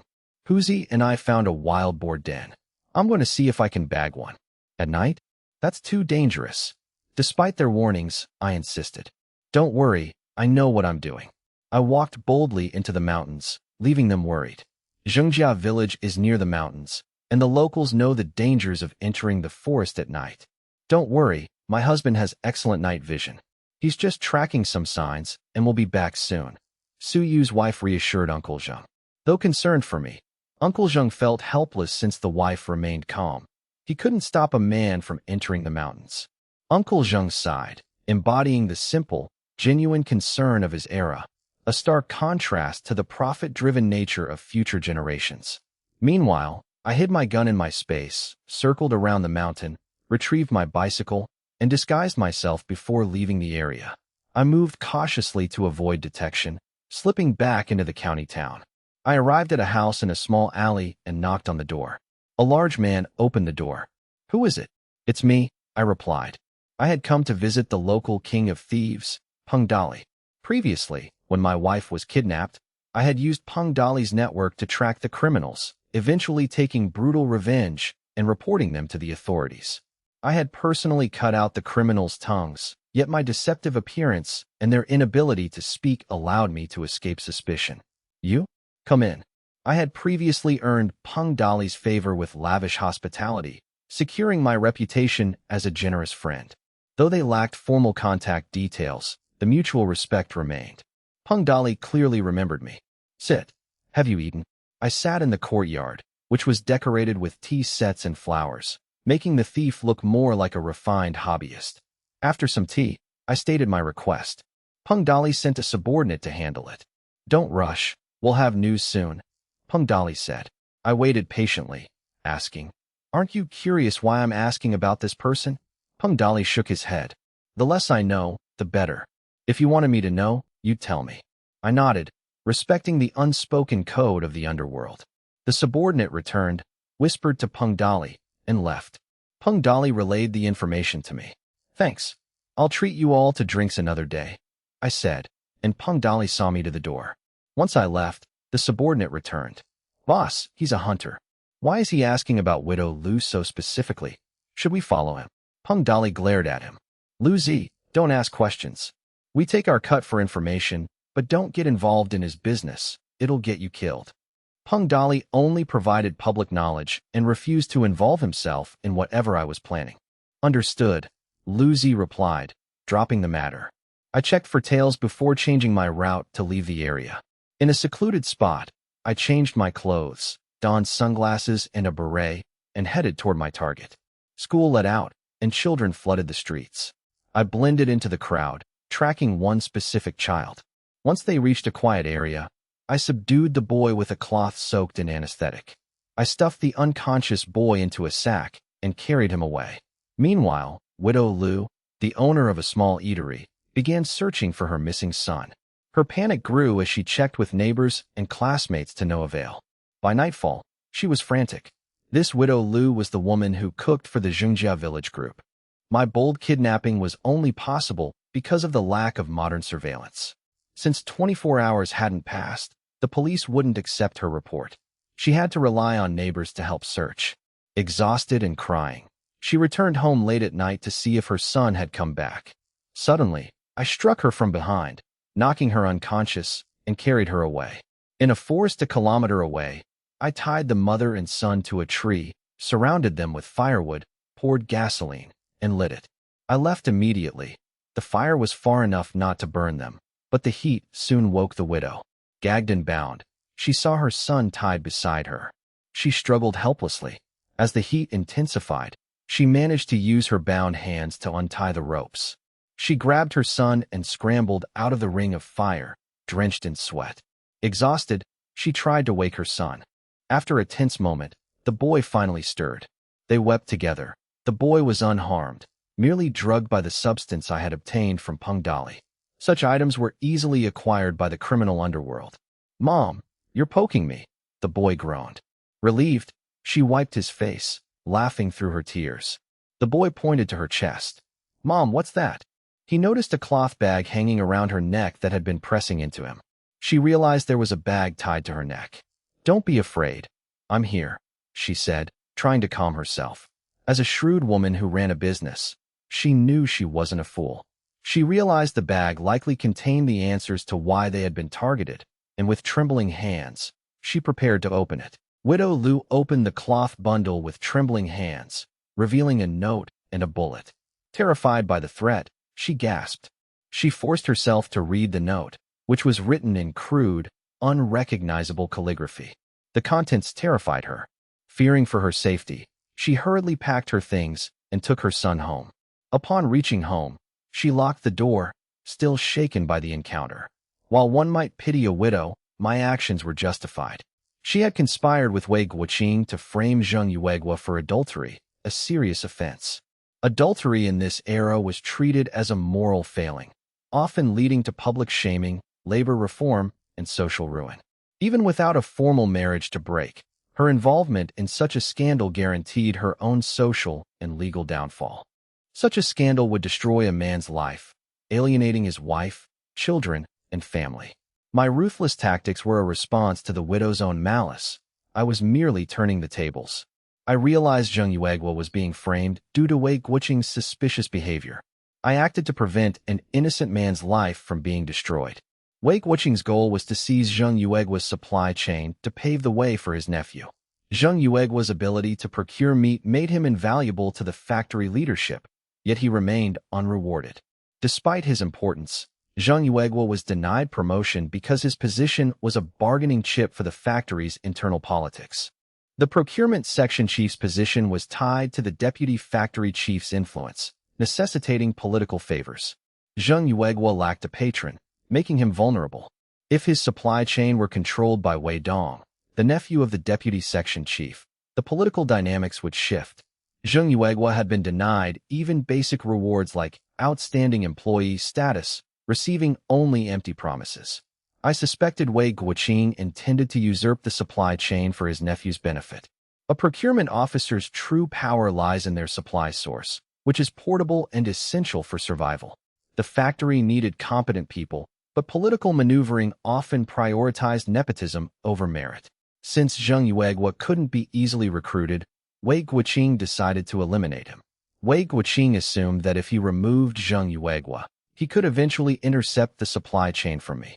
He underestimated my loyalty to those who had helped me. I watched the widow lock her door before slipping away into the shadows. I whispered to myself, hoping the threat would be enough to force the widow to back down. I had done all I could. I wouldn't commit murder for Zheng Yuegua. This was simply a repayment for the past favor Zheng Yuegua had shown me. The rest was up to the police and Zheng Yuegua's family. I knew that the family's persistence in seeking justice would be crucial to the investigation's success. Under the cover of darkness, I retrieved my bicycle and rode back to Sanshuiwan. Instead of resting, I hid my bike and headed into the mountains. I needed an alibi in case the police traced the threat back to me. While I wasn't a primary suspect, I couldn't afford to be linked to the intimidation of the widow. The police would inevitably investigate Zheng Yuegua's associates. I didn't want to risk interrogation, as I preferred to avoid unnecessary scrutiny. By maintaining my routine, I could deflect suspicion. Returning empty-handed from the mountains would look suspicious. A successful hunt would provide a solid alibi and distance me from the incident. Using my night vision, I began hunting in the forest. The next day, Widow Lu went to the police station, claiming the incident was a misunderstanding. She claimed she had been drunk and had undressed herself, denying any actual affair. This allowed her to save face while admitting to a lesser moral failing. She insisted she had been alone and confused, tearing her own clothes in a drunken stupor. With the accuser retracting her claims, the police had no choice but to release Zheng Yuegua. The police notified the steel mill's security department to finalize the release. By going to the police instead of the factory, she bypassed Wei Guoqing's influence. The security department had no reason to keep Zheng Yuegua once the police cleared him. After 3 hours of reprimands, Zheng Yuegua was released that afternoon. He accepted the criticism for his drunken behavior, relieved to be free. Zheng Yuegua hurried home, eager to share the news with his family. Meanwhile, I had spent the entire night hunting, my space filled with game. Without Huzi around, I moved with superhuman agility through the forest. I navigated the trees with ease, moving like a shadow. I hunted efficiently, storing my kills in my space instantly.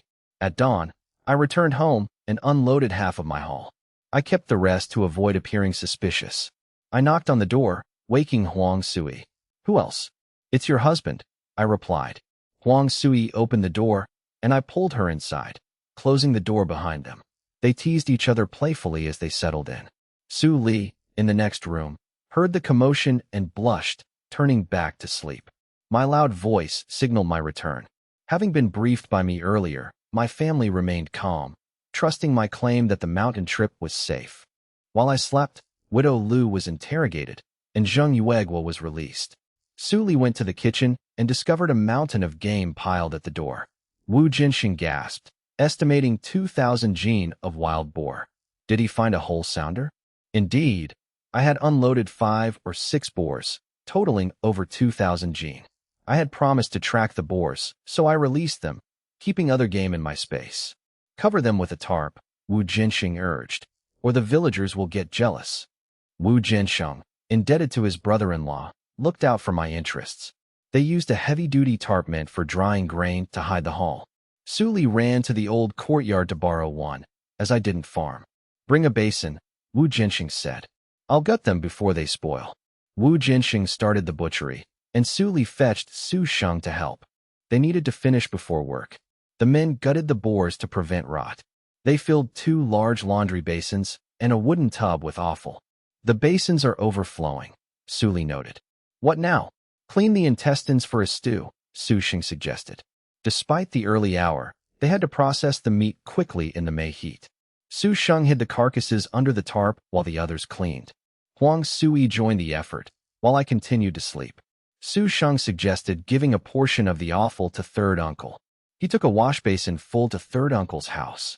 The remaining offal was split between the old courtyard and my home.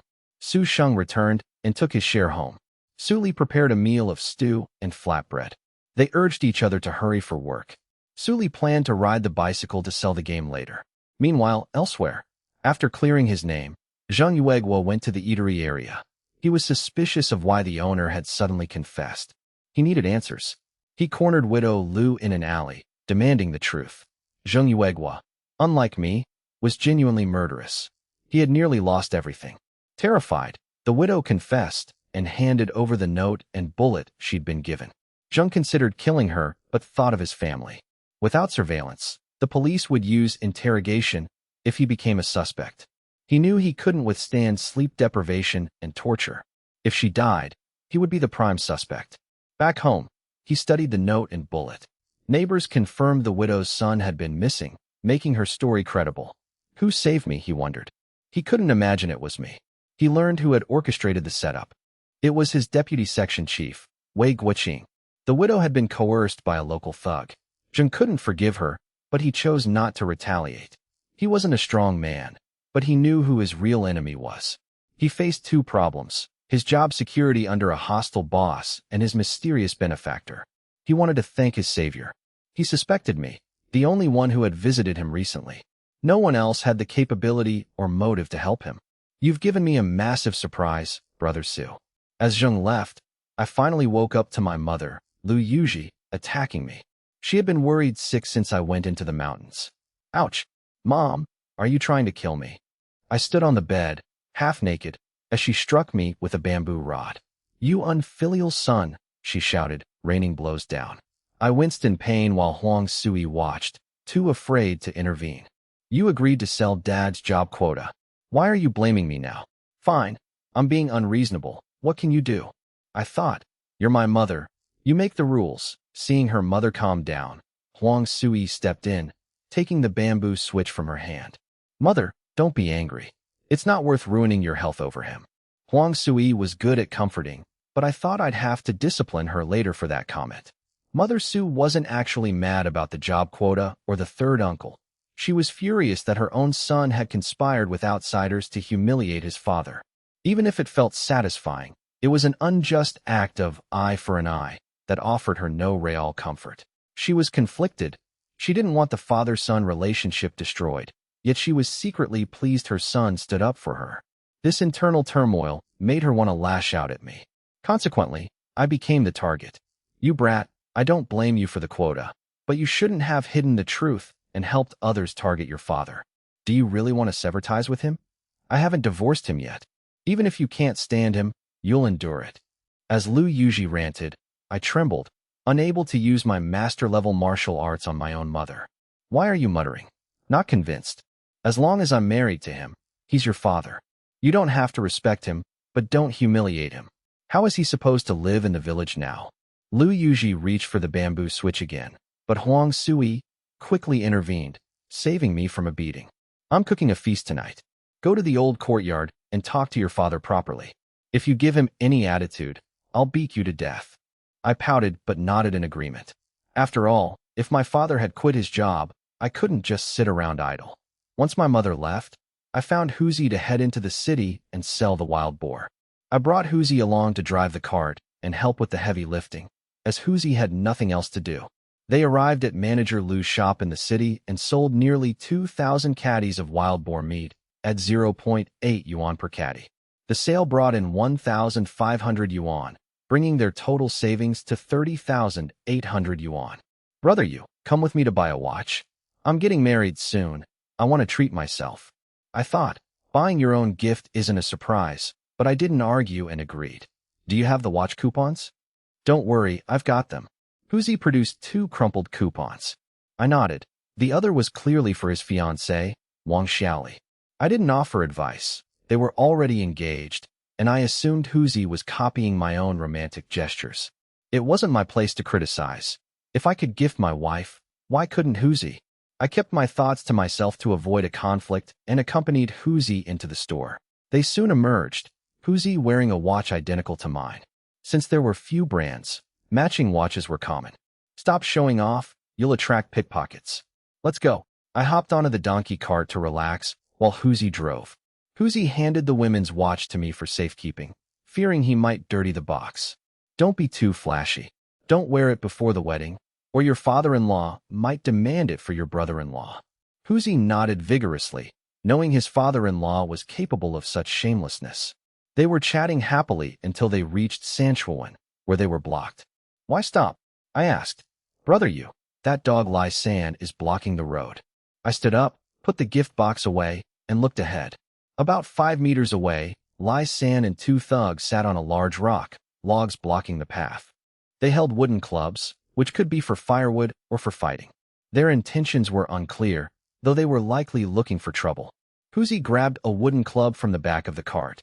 They kept clubs for protection. While guns were rare, robberies were not unheard of on the road.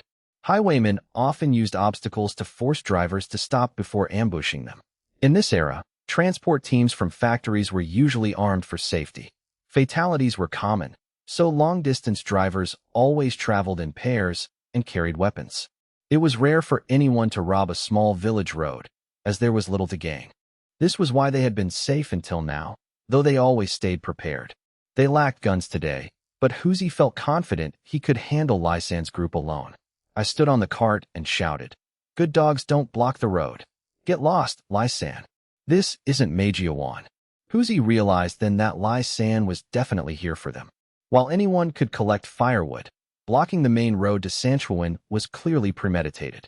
There were no strict rules against gathering wood in neighboring villages, but this was clearly a targeted ambush. They had likely been waiting for hours just to cause trouble. Watch your mouth. Is this road yours? I'll stand where I want. Lai San retorted. Lai San didn't fear me, but he was wary of my brother, Su Sheng. Seeing Huzi armed, Lai San hesitated to attack. They had the numbers, but a fight would be painful, and he hadn't expected Huzi to be so loyal. Su Xiaohu, this doesn't concern you. Step aside, or you'll get beaten too. Lai San was older and had bullied me before, but always faced retaliation from Su Sheng. They weren't afraid of me, but Huzi made the situation tricky. Bullshit. Come and fight if you want. Huzi shouted, and I jumped off the cart to join him. They stood side by side on the road. Since they were within sight of the village, any commotion would surely bring help. Lai San, despite mortgaging his house to the village head, remained a Mauser resident under Ma Sanshuiwan's jurisdiction. He needed a valid excuse to attack me in broad daylight. Without a justification, Ma Sanshuiwan would punish him severely. With a plausible excuse, Ma would likely protect his own villager, reducing the incident to a mere reprimand. This was why Lai Sen blocked the road with firewood. He wanted to frame the inevitable fight as a minor dispute, giving Ma Sanyuan room to mediate. Su Xiaohu, since you won't listen, don't blame us for being heartless. Pa, who would want to be on good terms with you? Fine, you're a loyal dog. Let's see if my club or your legs are harder. The three thugs glared at Su Xiaohu's legs, clearly intending to break them. Such a vicious act would likely leave the victim crippled, given the limited medical resources. I pulled Huzi behind me. Huzi, watch the cart. Huzi gripped his club, glaring at Lai San, refusing to back down. Their clubs were short, meant for propping up the donkey cart, not combat. A donkey cart carrying thousands of pounds needs support during breaks to relieve the animal's burden. I used these supports to let the donkey rest while negotiating prices in town. Though my club was short, a weapon's effectiveness depends on the wielder. In my hands, the short stick was lethal. In Lai San's, it was just firewood. How touching. Are you two putting on a show of brotherly love for me? Damn it. Neither of you will have an easy day today. Lai San, a former hoodlum turned labor reform convict due to his failed scheme against Su Jiqing, was now desperate. His criminal record ruined his prospects. No woman, not even a widow, would consider him now. Lazy and unmotivated, he had no future, and his resentment grew. He blamed Su Jiqing for his downfall. However, after the county police intervened, he realized her background was formidable and learned to fear her. Since his release, he avoided her entirely. A coward, Lai San had confessed everything immediately upon arrest, which led to Su Bin's swift downfall. He was no strong man. He only dared to bully the powerless me, never the woman who actually ruined him. Attack. Beat him to death. I'll take the blame. Lai San planned to beat me and flee the village for a year, betting that the authorities wouldn't prioritize a common brawl. I smirked. I had been waiting months to settle the score for the head injury Lai San gave me when I first arrived. You asked for this. As Lai San swung, I easily parried with my short club, my superior strength making the defense effortless. With Lai San exposed, I lunged and kicked him squarely in the ribs. A sickening crack echoed as Lai San flew 3 feet back, landing unconscious. I then delivered a high kick to the second man's neck, knocking him cold. The third man tried to flee, but I struck his knee joint, dislocating or breaking it instantly. Su, no, Master Su, I was wrong. It was all Lai San's idea, please spare me. I ignored the plea and struck the man on the head, knocking him unconscious. A terrified Huzi stammered, Brother, did you kill them? I slapped the back of his head. Don't talk nonsense. They're just knocked out. Haven't you ever seen someone get clubbed unconscious? I had neutralized all 3. What now? Leave them. Load them on the cart. We're taking them to the village head. Huzi obeyed, dazed. They loaded the thugs and the firewood onto the cart and headed home. After dropping off the wood and telling Huang Sui, I drove the cart to the village head's house. Huzi went to fetch Li Yukai, fearing that one of the thugs might have internal injuries. They needed Li Yukai to stabilize the men to ensure they didn't die. The brothers split up to handle the medical and legal aspects. Old party secretary. The village party secretary stormed out, annoyed. Can't you knock? I'm not deaf. Seeing me, he grumbled, what now? The 2 neighboring villages had a history of friction over water and land, leading to constant, petty rivalry. The leaders maintained a facade of unity for the commune, but they were secretly competitive. State your business or get out. The secretary preferred directness over my usual games. Lai San and his men blocked my path today. I detailed the harassment, including the previous incident where villagers had to intervene. You want me to demand justice from Ma Sanyuan? No need. I've already handled them. Look, I pointed to the cart, where the 3 men lay motionless, one covered in blood. Good heavens, did you kill them? I rolled my eyes. I wouldn't be stupid enough to leave a corpse for the secretary to clean up. They're just unconscious. I thought since Lai San keeps targeting me, we should demand an explanation from their leadership. In these times, it's hard to guard against a hidden arrow. What if he uses a hunting rifle next? The secretary checked their breathing and sighed in relief. He realized I had a point. Lai San was a known village bully. If Lai San held a grudge and resorted to violence in the dark, I would be in grave danger. You're right. I'll have a word with Ma Sanyuan. We won't let Mauser bully us. Li Yukai arrived with Huzi, who was panting while carrying the medical kit. Li Yukai walked with a slow, deliberate pace, carrying himself with the gravity of a village leader. Li, hurry and check them. We can't have them dying in our village. Don't worry, village head. With me, the 13th generation descendant of imperial physicians, they won't die easily. Su Daqiang rolled his eyes at the boastful Li Yukai and gestured for him to get to work. Huzi and I laid the 3 men out. Li examined them and remarked to me, "You hit them hard." The old party secretary asked anxiously, "Are they going to die?" "Relax, just broken ribs. I'll needle them and they'll be fine." "I meant they'll recover quickly," Li corrected himself. Su Daqiang sighed, thinking Li was unreliable, but he was free, so he had to make do. "Fine, I trust your skills. Go get the militia captain," Li told me. "We're going to Mauser. They keep targeting you. We can't let them think we're pushovers." I rushed off. Li began needling the men like pincushions. "Qin Xiangyang is here?" "Did I explain?" Soon, a tall, imposing man entered.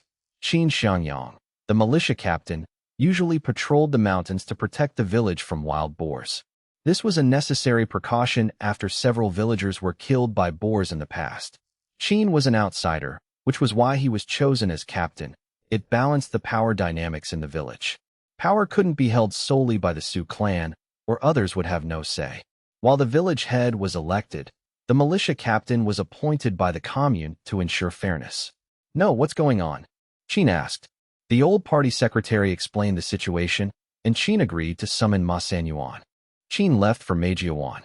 Soon, Huzi's father, the deputy militia captain, arrived.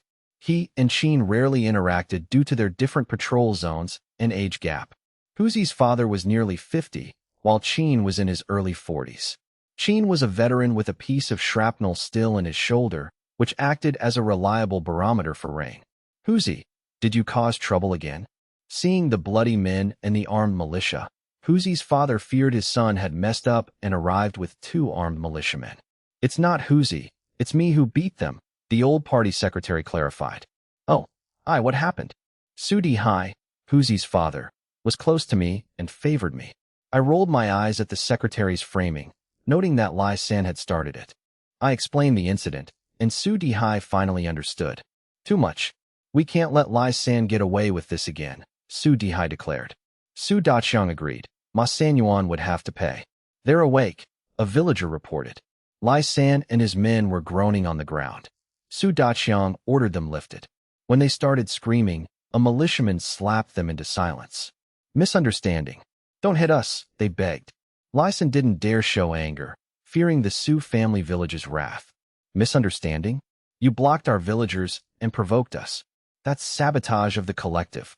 The accusation terrified Lai San, as sabotage was a grave political charge. The secretary knew how to use political labels to escalate the issue beyond a simple brawl. In the capital, youth gangs fought constantly, and the police couldn't handle it all. Brawls were common and rarely prosecuted unless someone died or was crippled. Without cars or phones, the police couldn't respond in time, and suspects would vanish. There were no cameras, and without evidence, suspects just denied everything. Since they couldn't easily secure convictions, authorities often ignored such fights. Who's throwing around such big accusations? Ma Sanshuiwan arrived with dozens of armed militiamen. Qin Xiangyang signaled Huzi's father, who quietly stepped back. This conflict was bigger than just me. The 2 villages had been feuding over production quotas and water rights for some time. The secretary was using my incident as an excuse to humiliate Ma Sanshuiwan. Ma Sanshuiwan brought 15 or 16 young, armed men. The 2 old men glared at each other, ready to fight. I whispered to Li, "What's the beef?" Did Ma steal the secretary's wife? Li, the friend of women, knew everything. "It's about irrigation. We're downstream, and the secretary wants us to irrigate first so we don't run dry. Ma argues that water flows downhill, so they should get first access. They've been screaming at each other at the commune for an hour over this." Huzi's father returned with 20 more militiamen. "Are they going to fight?" Huzi asked. I replied, "Probably not, but let's step back to avoid the blood." The trio retreated to the courtyard, grabbed stools, and watched. Outside, pushing and shoving began as more villagers from both sides gathered. Over 100 people stood in 2 distinct lines, including curious onlookers. I pulled out sunflower seeds, shared them with Huzi and Li, and we sat back to watch the show. Despite the distance, I clearly overheard the confrontation. Su Daqiang, don't go too far. You have no proof, yet you accuse our villagers of sabotaging unity and production?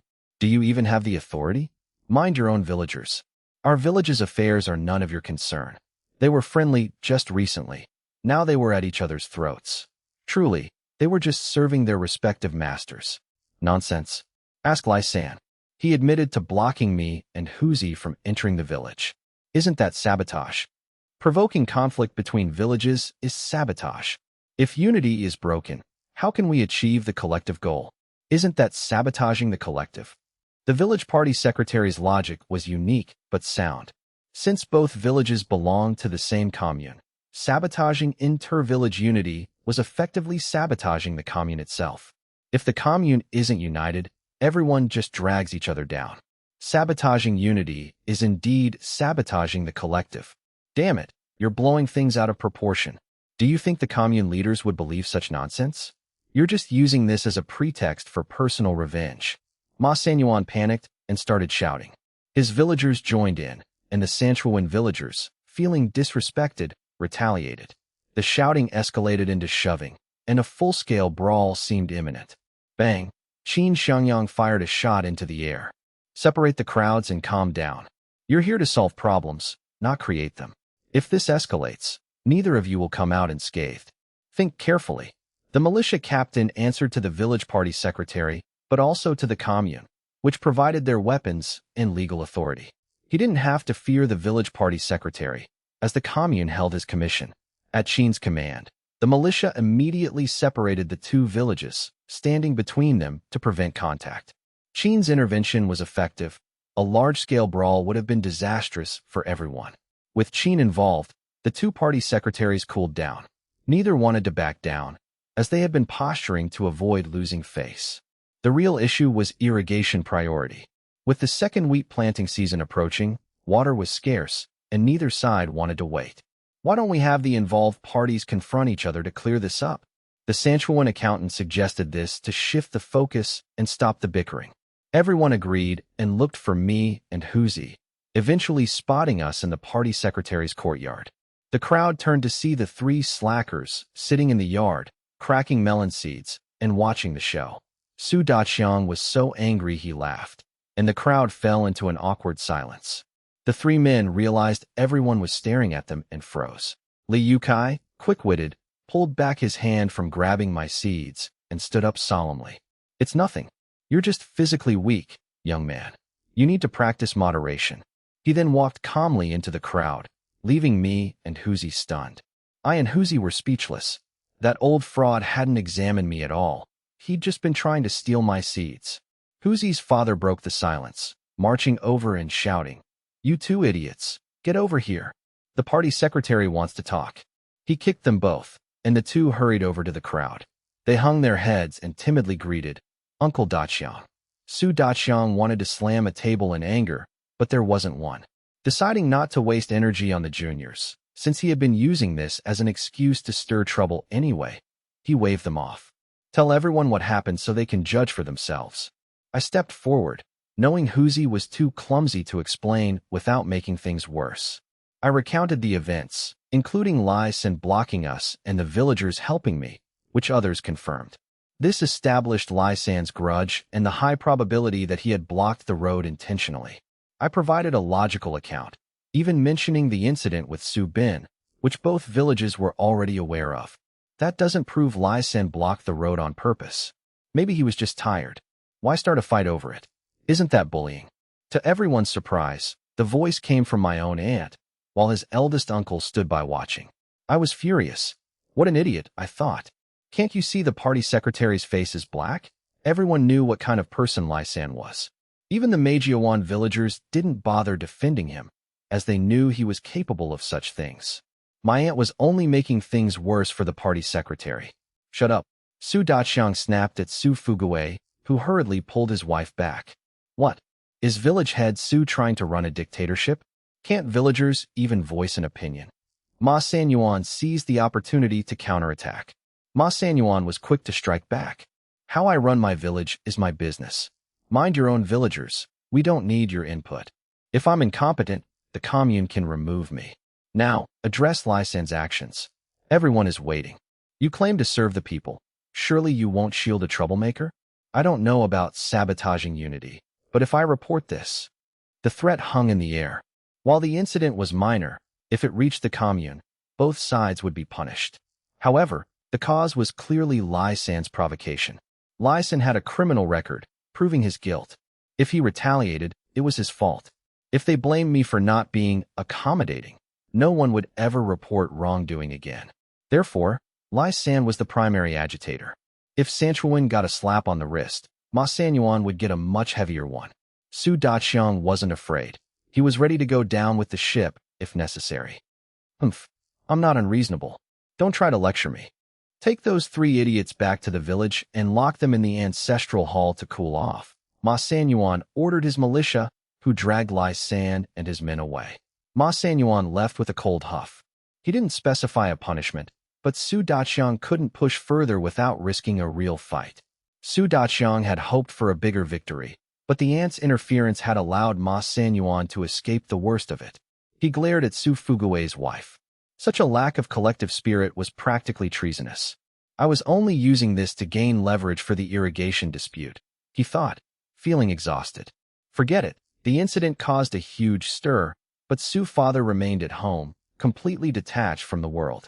I and Huzi were released after being scolded by the village chief. Why did Uncle Daqiang yell at us? Everyone was watching. Why single us out? The chief is senile. Why don't you do it then? I could. Smack. Huzi received a solid slap to the back of his head. I realized the slap came from behind. It wasn't my own voice that had provoked it. It was Huzi's father, Su Dihai. Caught red-handed, Huzi had no room to complain. Uncle Dihai. I greeted him cautiously, fearing a stray blow. Huzi had nearly been knocked over. Was he even his biological son? Dad, why hit me? A slap is light. I should have strung you up and whipped you. Su Dihai understood the situation better. The village chief had used the incident to pressure Ma Sanyuan for future leverage, but it was a dangerous game. If a fight had broken out, his son and I would have been the first to suffer.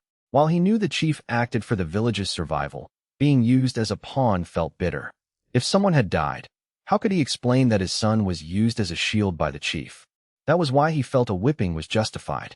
If a death occurred, their families would owe a debt of gratitude to the victim's family, forcing them into a lifetime of obligation. Being pushed to the front lines was a heavy burden. Su Dihai felt resentment, even if the chief's motives were collective.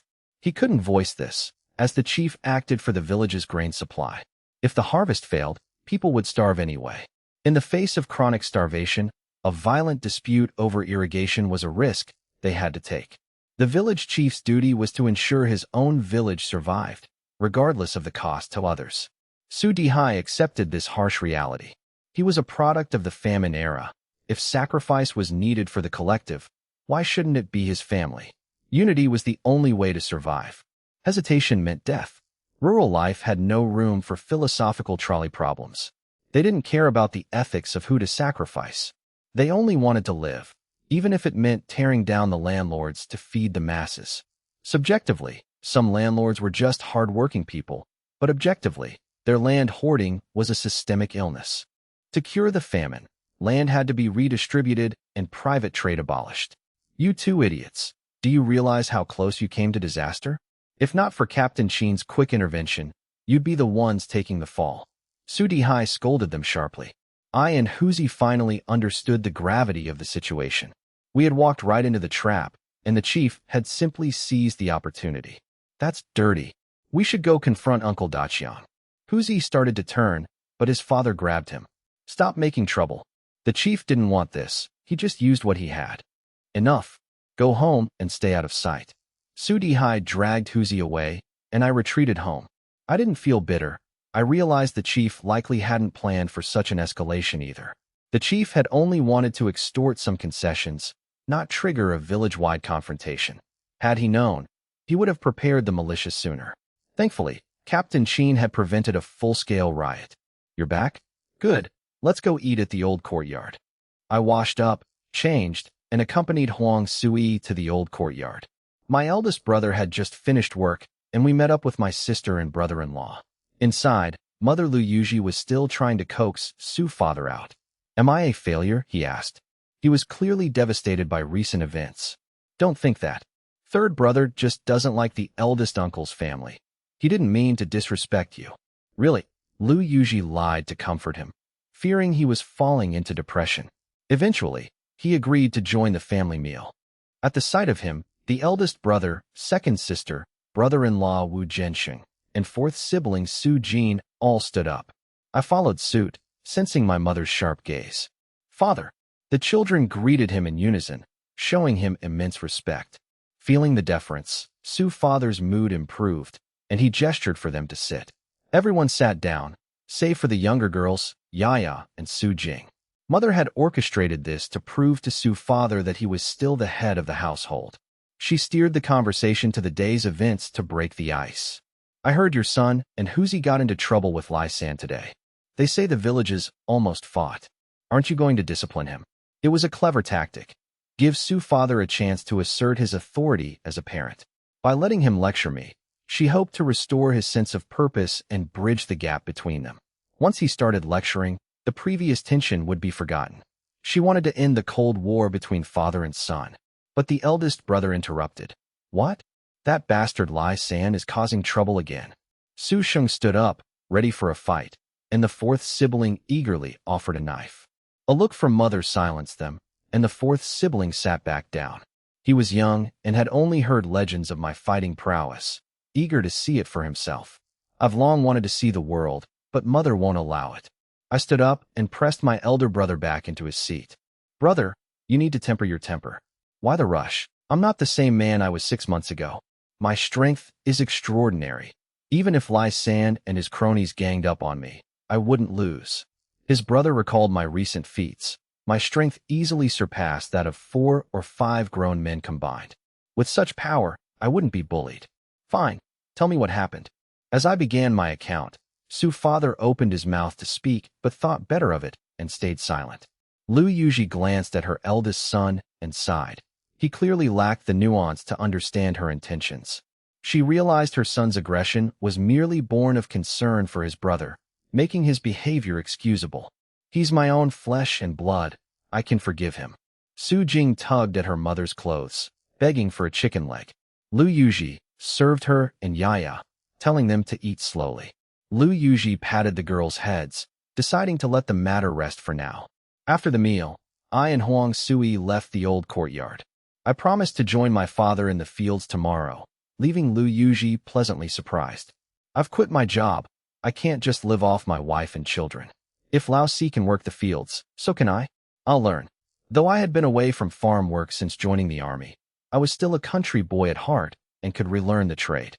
Don't worry, I'll teach you myself. You're literate and a veteran. You'll pick it up quickly. The dinner concluded, and the couples retired to their respective rooms. Did you run into trouble today? Why didn't you mention it? Huang Sui asked. She had been busy overseeing their house construction and hadn't realized the day's commotion was centered on her husband. Now aware, she felt a surge of concern. It was nothing serious. Mother only brought it up to bridge the gap between me and father. Neither my mother nor my father truly understood the political undercurrents of the village. Only someone like Huzi's father, a deputy captain, could truly grasp the village head's hidden agenda. I chose not to elaborate, though I resolved to be wary of the village head's potential to exploit me.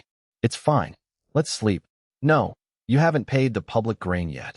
Knowing her sister-in-law was pregnant, Huang Sui was eager to conceive, and I obliged. They slept until morning, when Wu Jianxing knocked on the door. Huang Sui and Su Li were in the kitchen. Wu Jianxing entered the room. I'm awake. Come in, I said, dressing under the covers. Wu Jianxing sat at the table and waited patiently. Brother-in-law, what brings you here so early?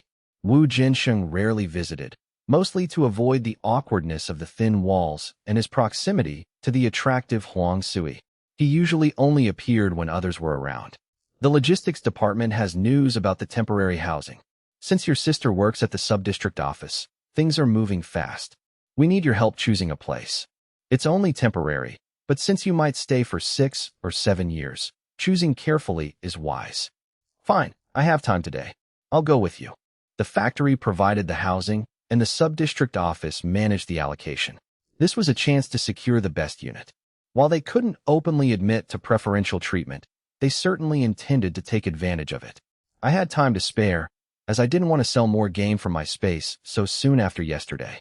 After breakfast, the others went about their chores, and Su's father finally headed to the fields. I accompanied my sister to the sub-district office. Wu Jinxing stayed behind to work. With me there to provide a man's perspective, Wu Jinxing felt much more at ease about the long-term housing decision.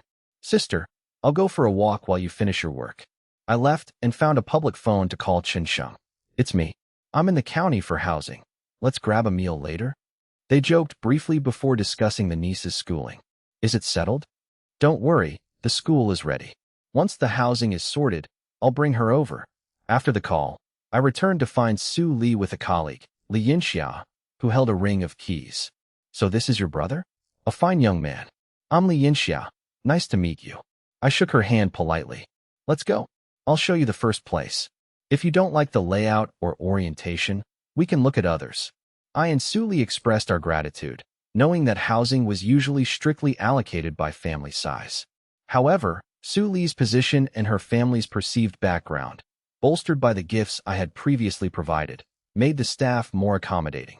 People assumed Su Li had connections, as she had traded a factory quota for a sub-district office job.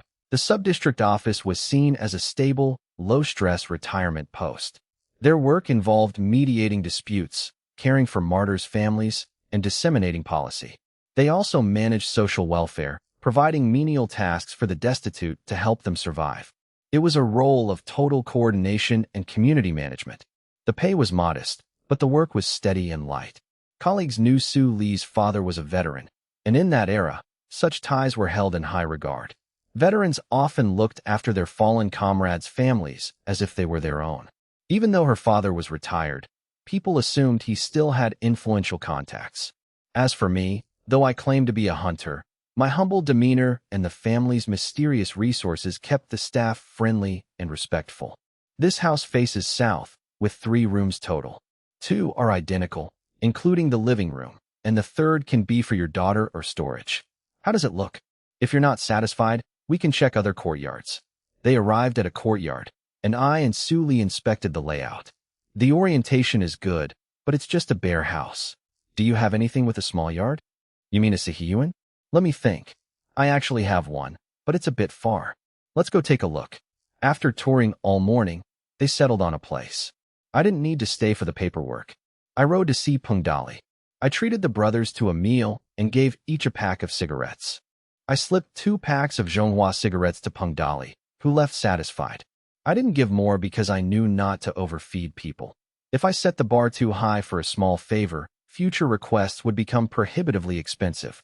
Human nature dictates that if you feed someone too much, they will eventually turn on you. With the paperwork done, I took Yaya, Su Li, and Qinsheng to the school. They registered Yaya for school, having chosen the house based on its proximity. The goal was a balanced location between the sub-district office, school, and steel mill, prioritizing environment last.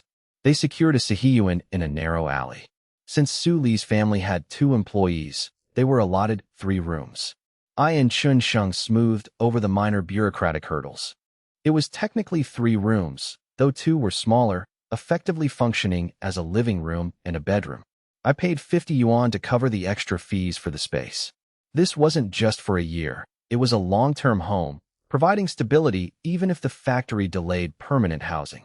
The unit included a small yard where they could grow vegetables or keep poultry. I had Huzi bring their belongings on a donkey cart. Yaya was now enrolled, and once familiar with the route, she could walk with the other neighborhood children.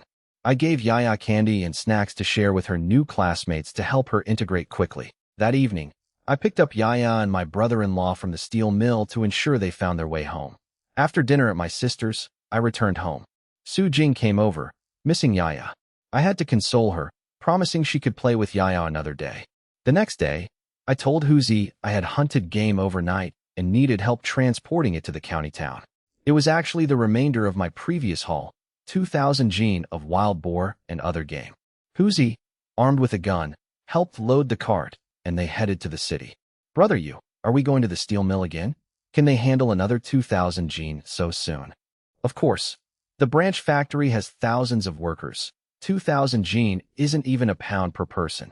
The trip was also a pretext to check on Zhengyu Kingdom and see if there was any fallout from their previous encounter. Since the meat wasn't rare game, I wanted to offload it all at once. Fine, we'll go to the steel mill. They buy fast, unlike restaurants that can't store this much in the heat. Without refrigeration, the meat would spoil if they tried to split it among small shops. We're here, brother Yu. You go call them. I'll watch the cart.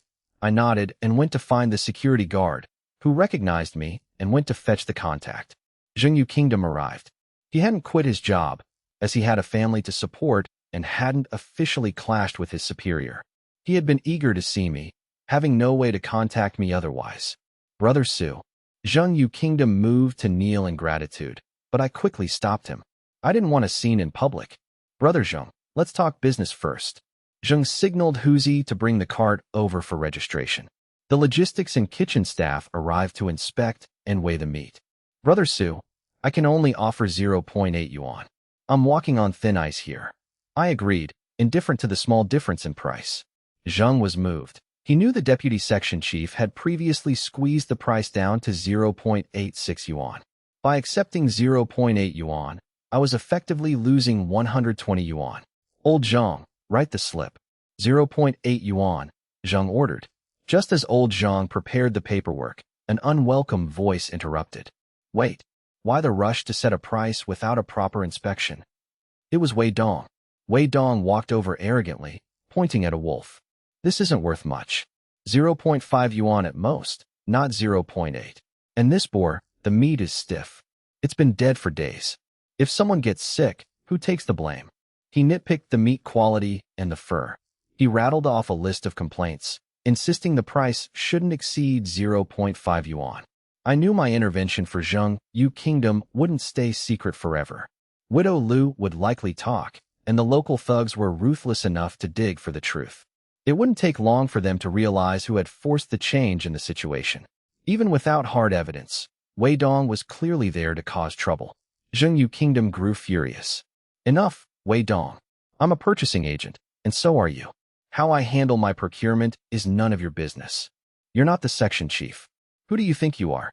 Zheng was tired of the humiliation, especially since it now affected me. He couldn't let me continue to lose money and face because of him. Besides, inspection was the job of logistics and the kitchen, not another purchasing agent. My uncle is the deputy section chief. In his absence, I'm here to ensure none of his subordinates are lining their own pockets. Don't pretend to be an intellectual when you can't even use words correctly, Zhang Yuegua retorted. The Qing dynasty is long gone. This is a factory, not the military. My loyalty is to the party and the country, not your Wei family. Are you trying to build your own faction here? Wei Dong was no match for the slick, experienced Zhang Yuegua. Though Zheng usually kept a low profile, he knew exactly how to dismantle someone when pushed. Zheng's sharp words left Wei Dong stammering. The logistics and kitchen staff watched coldly, well aware of the previous incident regarding my payment. Everyone knew the underhanded tactics involved, but they stayed silent to avoid crossing Wei Dong's influential uncle. Cough. All right, everyone, we're all on the same side. Let's talk this out. An elderly logistics staffer stepped in to mediate. He wasn't intimidated by a mere deputy section chief, as the factory hierarchy didn't grant such absolute power, and logistics operated independently of procurement. In this era, the labor union was a real force. If someone tried to build a faction or retaliate against workers, they would face serious consequences if evidence surfaced. Workers held the iron rice bowl. Even a factory director couldn't fire a regular employee without cause, as the union kept leadership authority strictly in check. If a direct supervisor offended a worker, the worker wouldn't just suffer in silence. They would march into the director's office and slam the table. Everyone was considered equal in service to the people. Unless a supervisor could find a legitimate work-related fault, they couldn't touch a worker. If you didn't care about being an official, you were untouchable. Slam the table? What could they do? Fire you?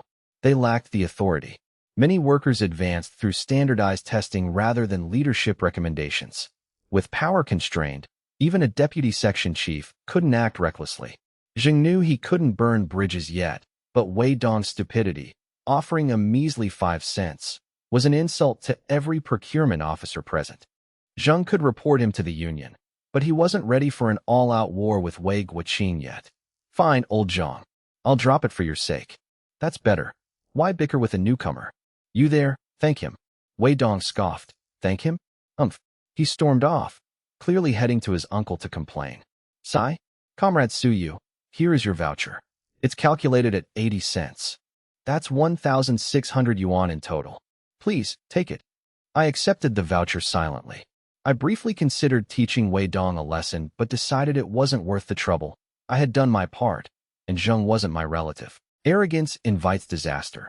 Someone else would eventually deal with Wei Dong. Brother, my apologies. Let's go to the finance department to collect the money. I nodded. Zheng was a grown man. He didn't need me to manage his workplace battles. The three headed to the procurement department, where an argument was already brewing.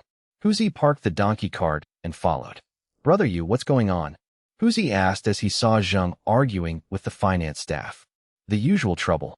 They want to hold the payment for a month, claiming it's policy. Even if the deputy section chief couldn't act openly, he could easily use red tape to delay payment for a month. While the staff might want to do Zheng a favor, they wouldn't risk violating official regulations under the union's watchful eye. A 1-month delay was a common bureaucratic excuse that even the union wouldn't overturn, citing accounting procedures. Brother, let's go see the factory director. Since the finance staff wouldn't budge, Zheng decided to escalate. He refused to believe the deputy section chief could control everything. I was unbothered by the delay. Brother Zheng, will going to the director cause you trouble? Zheng had already decided. If they wouldn't stand with him, they were enemies. He had no reason to hold back. Don't worry. Even if I have to quit, I'll get your money back today. The 1-month delay was an unofficial rule, not a written policy, used for accounting convenience. Most procurement involved small amounts, a few pheasants, rabbits, or mushrooms. Large off-plan supplies like pigs or donkeys were rare. Small transactions were tedious to record individually, so monthly settlements saved the finance department work. But my thousands of yuan were significant enough to justify an immediate entry. Knock, knock, come in. Zheng entered the director's office while I waited outside, keeping the internal conflict private. Inside, Zheng pleaded his case passionately. Director, you brought me from the main factory to ensure the workers have meat to eat. I've brought in 4,000 caddies of meat in 2 trips. Is this how we treat a major supplier? If we delay payment, they'll just go to another factory. Do you think they lack options? The finance department isn't just slighting me. They're sabotaging your success. The director, unaware of the petty feud between Zheng and the deputy section chief, frowned. He assumed the finance department was working against him. They had paid me before, proving they knew my value. I understand. Wait here, I'll make a call. The director called the head of the finance department, demanding to know why they were obstructing his procurement. It's settled. Go get your money. The finance head apologized profusely as he handed over the funds, while Zheng remained grim-faced. Thanks, brother Zheng. Don't mention it. I should thank you. I'm the one who caused you trouble. Come on, let's go get some hot pot. Zheng insisted, dragging me and Huzi out of the factory. Zheng continued to thank me throughout the trip, while Huzi listened quietly. At a local mutton hot pot restaurant, Zheng ordered 5 caddies of meat, treating me as a guest of honor. As a procurement officer, Zheng had access to the ration coupons required for such a feast. He had plenty of coupons from his rural procurement trips. They feasted on mutton, vegetables, and drinks, with Zheng frequently urging Huzi to eat more. Huzi didn't drink, but he enjoyed the meal thoroughly. After the meal, Zheng Yuegwa pulled several bundles of cash from his briefcase and handed them to me. I tried to refuse, but Zheng insisted. This is the 2,000 yuan for your brother's factory spots. I'm returning it in full. Listen, this isn't about politeness. You saved me and my family from ruin. My mother won't be left alone, and my family stays together. This is a debt I must repay. If you weren't married, I'd offer my daughter's hand in a few years, just for fun, he laughed. But since you're taken, I have to repay this favor. If you truly consider me a brother, you must take this money. I still refused. I helped Zheng out of sincerity, not for profit, and didn't want to complicate our relationship with money. I couldn't be blunt, so I shifted the focus to Zheng's own family security. What if you're forced to resign? This money ensures you can quit if needed and provides for your daughter's future. You're capable. With this cushion, you can take your time finding a new job without panic. Zheng was moved, thinking I was a true brother who had considered everything for him. In reality, I just wanted to end the awkward cycle of favors. We weren't close enough for a permanent debt, and I wanted to keep things clean. After eating, they headed home. Both were tipsy, but I and Huzi managed to get Zheng home safely. I looked at the produce on the donkey cart, gifts from Zheng's wife that I couldn't refuse. The cart was loaded with apples, mushrooms, peppers, and peanuts. While others might be accused of speculation, procurement officers like Zheng had permits to trade legally. It was an unspoken rule that procurement officers could keep a portion of the goods they sourced for their own families. No one challenged this as long as it wasn't blatant, as every procurement officer did the same. To make an issue of it would be to alienate the entire department. It wasn't theft, it was a professional perk. Even kitchen staff tasting food was technically stealing, but it was accepted. If a cook looked healthier than the starving masses, no one questioned it. I didn't care about the goods and told Huzi to take whatever he liked. By the time they returned to Sanshuiwan, the sun was setting. Go ahead, take what you want. Huzi refused, saying the gifts were for me, but I insisted, noting Huzi had worked hard all day. Don't argue. Take 2 strings of peppers. I'll take 2 for my family, and keep 2. I divided the mushrooms and peppers, then told Huzi to grab a bag for apples. When Huzi still hesitated, I called Huzi's sister over and gave her 6 large apples. I also shared the peanuts and spices, which were likely wild-harvested goods Zheng had collected. All right, go on home. I went home, had Huang Sui help unload, and returned the donkey cart to the village chief's house. By the time I returned, Huang Sui had already sent half the haul to the old courtyard. Did you give some to my sister-in-law? Yes. I told Mother to make sure she eats the fruit and peanuts, and to use less chili in her cooking. I was generous with my goods primarily to ensure my sister-in-law's pregnancy went smoothly. Good nutrition was vital to prevent complications in their current environment. You did well. The rest is yours. I treated my wife well. Apples were a luxury requiring rare fruit coupons.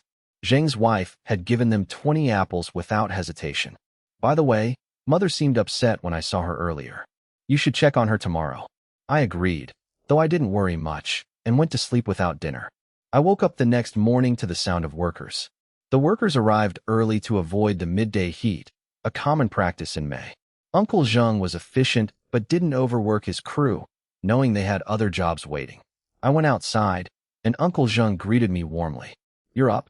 I heard you were exhausted from the city yesterday. You must take care of yourself. Huang Sui had made that excuse to protect my reputation as a hard worker. I'm fine. We're all just grinding through these tough times.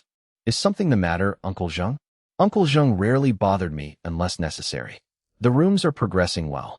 We're ready to raise the main beam. Should we pick an auspicious date? In the village, raising the beam was a significant event, and Uncle Zheng wanted to avoid offending anyone. He didn't want to be blamed for bad luck later. I didn't care about the superstitions regarding dates. No need for fuss. Just follow the schedule.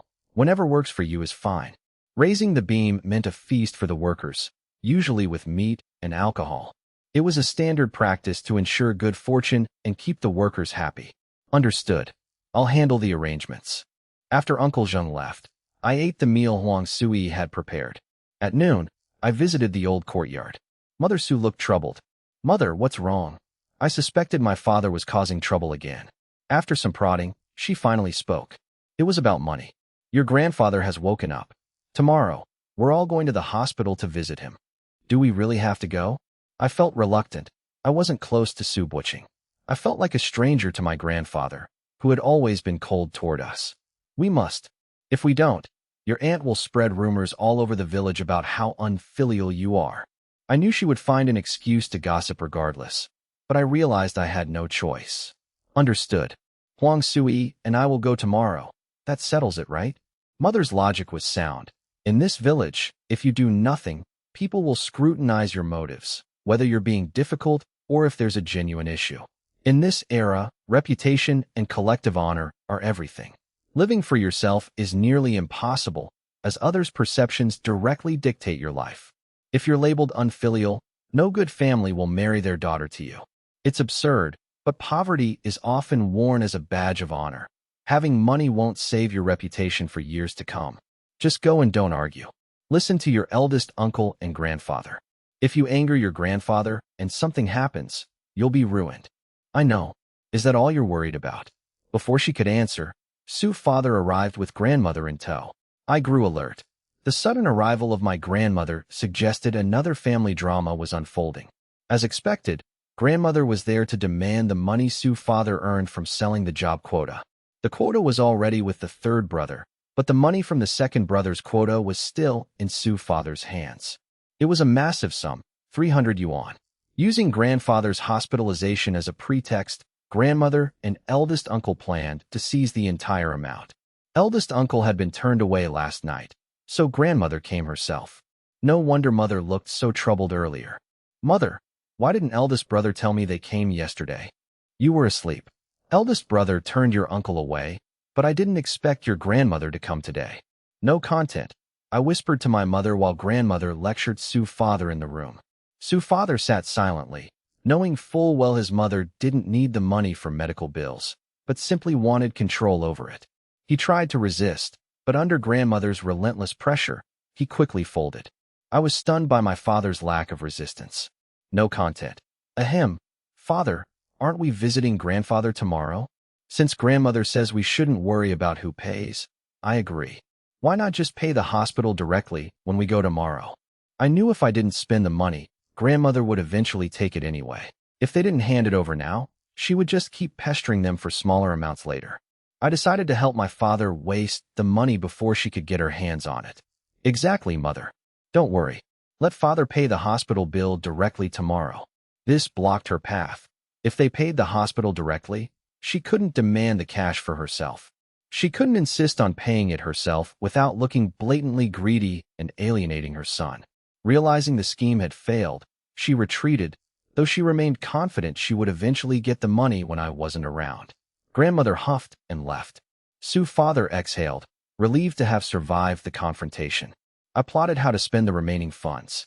I rode my bike out in the afternoon, returning by dusk, and the next day arrived quickly. I and Huang Sui went to the old courtyard early to eat before the hospital visit. Su Sheng promised to meet them at the hospital.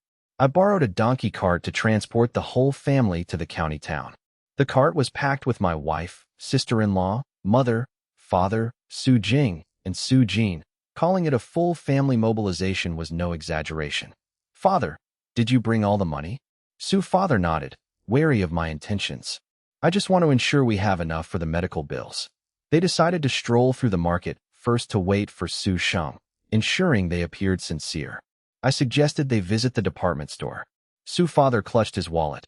I have no money. I countered. Don't worry, my wife has savings. We'll use hers. Huang Sui rolled her eyes, but didn't object, as the money was mine anyway. After shopping, they picked up Su Sheng at the steel mill and headed to the hospital. I handed Su Sheng a meat bun. Everyone ate as they traveled. Upon arrival, I left the cart with the gatekeeper and entered the hospital. Father, how much was spent? Grandfather was awake, but required continued observation and medication. I prepaid 50 yuan. The doctor says that should cover the medicine. I nodded. Since there was no cure for the aftermath of a cerebral hemorrhage, costs were manageable. They entered the room to find eldest uncle and aunt already there. I excused myself, claiming I needed to watch the cart. I had no interest in the family infighting. I didn't care if aunt insulted me. I leaned against the cart and finished my bun. I gave a bun to the gatekeeper as a thank you. Soon, the family returned. I dropped Su Sheng back at the factory, ensuring my sister-in-law knew where he worked. On the way back, I spoke up. Father, are we just going home like this? Su's father grew alert. What else do you want to do? Since we're in town, shouldn't we visit our cousin? The women in the cart stared at me, surprised by my sudden kindness toward Su Bin. Su's father hesitated but considered it. As the uncle, visiting his nephew in detention might actually help smooth over their strained family relations. Fine, visiting your cousin is acceptable. Everyone in the cart remained silent, signaling their indifference. I began my scheme to manipulate Su's father.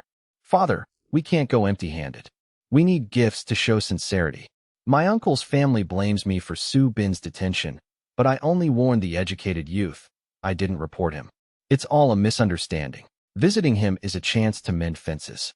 If we win over Su Bin, the tension with aunt and uncle will vanish. Everyone stared at me in disbelief, including Huang Sui. Su's father found the logic sound. Su Bin's arrogance stemmed from his parents' indulgence, and he was clearly their favorite. Since the parents were unreachable, winning over the nephew was the only viable path to family harmony. Su's father trusted his son, having confirmed with the police that I wasn't involved in the report. He knew forcing a woman into marriage was wrong, and my warning was well-intentioned. By helping Su Bin realize his own mistakes while showing kindness during his lowest point, they could bridge the gap. Su's father, desperate to reconcile with his parents and brother, easily convinced himself. Agreed. Let's head to the store and buy him some daily necessities. I feigned hesitation. Clothes and daily items are useless. The prison provides uniforms, and Aunt has likely already sent supplies. Besides, a few yuan won't show enough sincerity to a young man. Su's father realized the limitations of prison life. Then what do you suggest? Buy gifts for everyone, the inmates and the guards. If the guards get benefits, they'll treat him better. If he shares with his cellmates and treats the guards, he'll gain status and an easier life. That's how you win him over. Su's father was swayed, believing his brother was too careless to think of such strategic bribery. What should we buy? Cigarettes and meat. Done. We'll buy cigarettes for the inmates and meat for the kitchen staff to ensure they don't mistreat him. I nodded, though I knew sending meat to be shared was against regulations. My true goal was to drain Su's father's wallet while genuinely helping Su Bin, by making him a target. By flaunting wealth in prison, I was planting a seed of trouble. The inmates would eventually realize how rich Su Bin's family was. But we don't have meat coupons. Don't worry, I know someone. Huang Sui sensed my malice, realizing this kindness was a calculated trap. Su's father spent 70 yuan on 10 cartons of high-end cigarettes, using coupons I had acquired. I ensured the money was spent, effectively sabotaging my uncle's family. The remaining money went toward 210 jin of meat, totaling 180 yuan. I smirked. Enjoy this fortune, uncle. If you can't handle it, it will bite back. The inmates would target Su Bin for his family's wealth, not me. If Su Bin retaliated, he would only seal his own doom. I welcomed the chaos. They visited the prison, but Su Bin viewed their arrival as mockery. Su Bin and I traded insults through the glass. I, having spent the money, no longer cared about maintaining appearances. Su Bin initially refused the gifts, but eventually accepted them under pressure from Su He and the guards. The meat was designated for the general kitchen, not just Su Bin. Xiaoyu, you were too impulsive. Why argue with him? Su's father complained. I remained indifferent to my father's grumbling. I didn't care about the family drama. I was merely testing my father's limits. The journey home was silent, and they arrived without further incident. Huang Sui questioned my motives, but I brushed her off with an excuse. Huzi arrived in the afternoon to go hunting. I took Haizi and the gerfalcon, returning with Huzi at dusk. It's too late. We'll deliver the game tomorrow. They had already made a trip to the county today, so there was no rush. I'll take a wolf home to stew so my sisters don't mock me for coming back empty-handed. Huzi's sisters always expected meat when he went hunting. When I wasn't around, Huzi's individual hauls were smaller, leading to their teasing. Take 2 rabbits instead. No, sell the rabbits. A wolf is enough. Wolf meat was tough and acidic, fetching a low price. A wolf provided about 30 jin of meat, enough for a feast. I kept 1 wolf for myself and saved the rest for tomorrow's delivery. They had caught 600 to 700 jin in half a day, a decent haul. To avoid suspicion, I couldn't use my space, so I had to sell the meat quickly before it spoiled. Even gutted, the meat wouldn't last a day in this weather. I stewed the wolf and sent a bowl to the old courtyard, mostly for my pregnant sister-in-law and younger sister. The next morning, they loaded the donkey cart and headed to the steel mill. They registered with the security department and met Zheng Yuegwa to sell the goods. Zheng Yuegwa pulled me aside. The price is higher today. Wei Dong's uncle reprimanded him for the previous trouble and ordered me to compensate you so you don't stop coming. The steel mill's sudden, uncharacteristic need for my services, coupled with the price hike to 0.86 yuan, feels suspicious, I remarked. I pondered if Wei Guoqing was setting a trap. Drawing on my decades of life experience from my previous life, I analyzed the situation for potential schemes. Brother Zheng, your suspicion is right. That 1 cent increase seems reasonable, but it's actually highly irregular. How so, brother? I reasoned that if Wei Guoqing were an ally, he would be doing Zheng a favor. Since he isn't, this move must be a setup. The trap likely involves the price, potentially involving the finance department, which had helped sabotage them before. Finance is a hotbed of factionalism. While they couldn't do much last time, they are perfectly positioned to leak information or facilitate a sting. If they are setting a trap, they wouldn't risk fake accounting. That would implicate the finance chief. They are likely just acting as informants. Their goal is likely to tip off authorities. Yet, selling game meat to a procurement officer with a valid permit is legal. In this era, hunting wild boars or rabbits isn't a crime, so there's no clear legal leverage against me. I decided to play along to see how the trap would unfold without exposing myself. I whispered my plan to Zheng Yuegua. Trusting me implicitly, Zheng agreed without hesitation.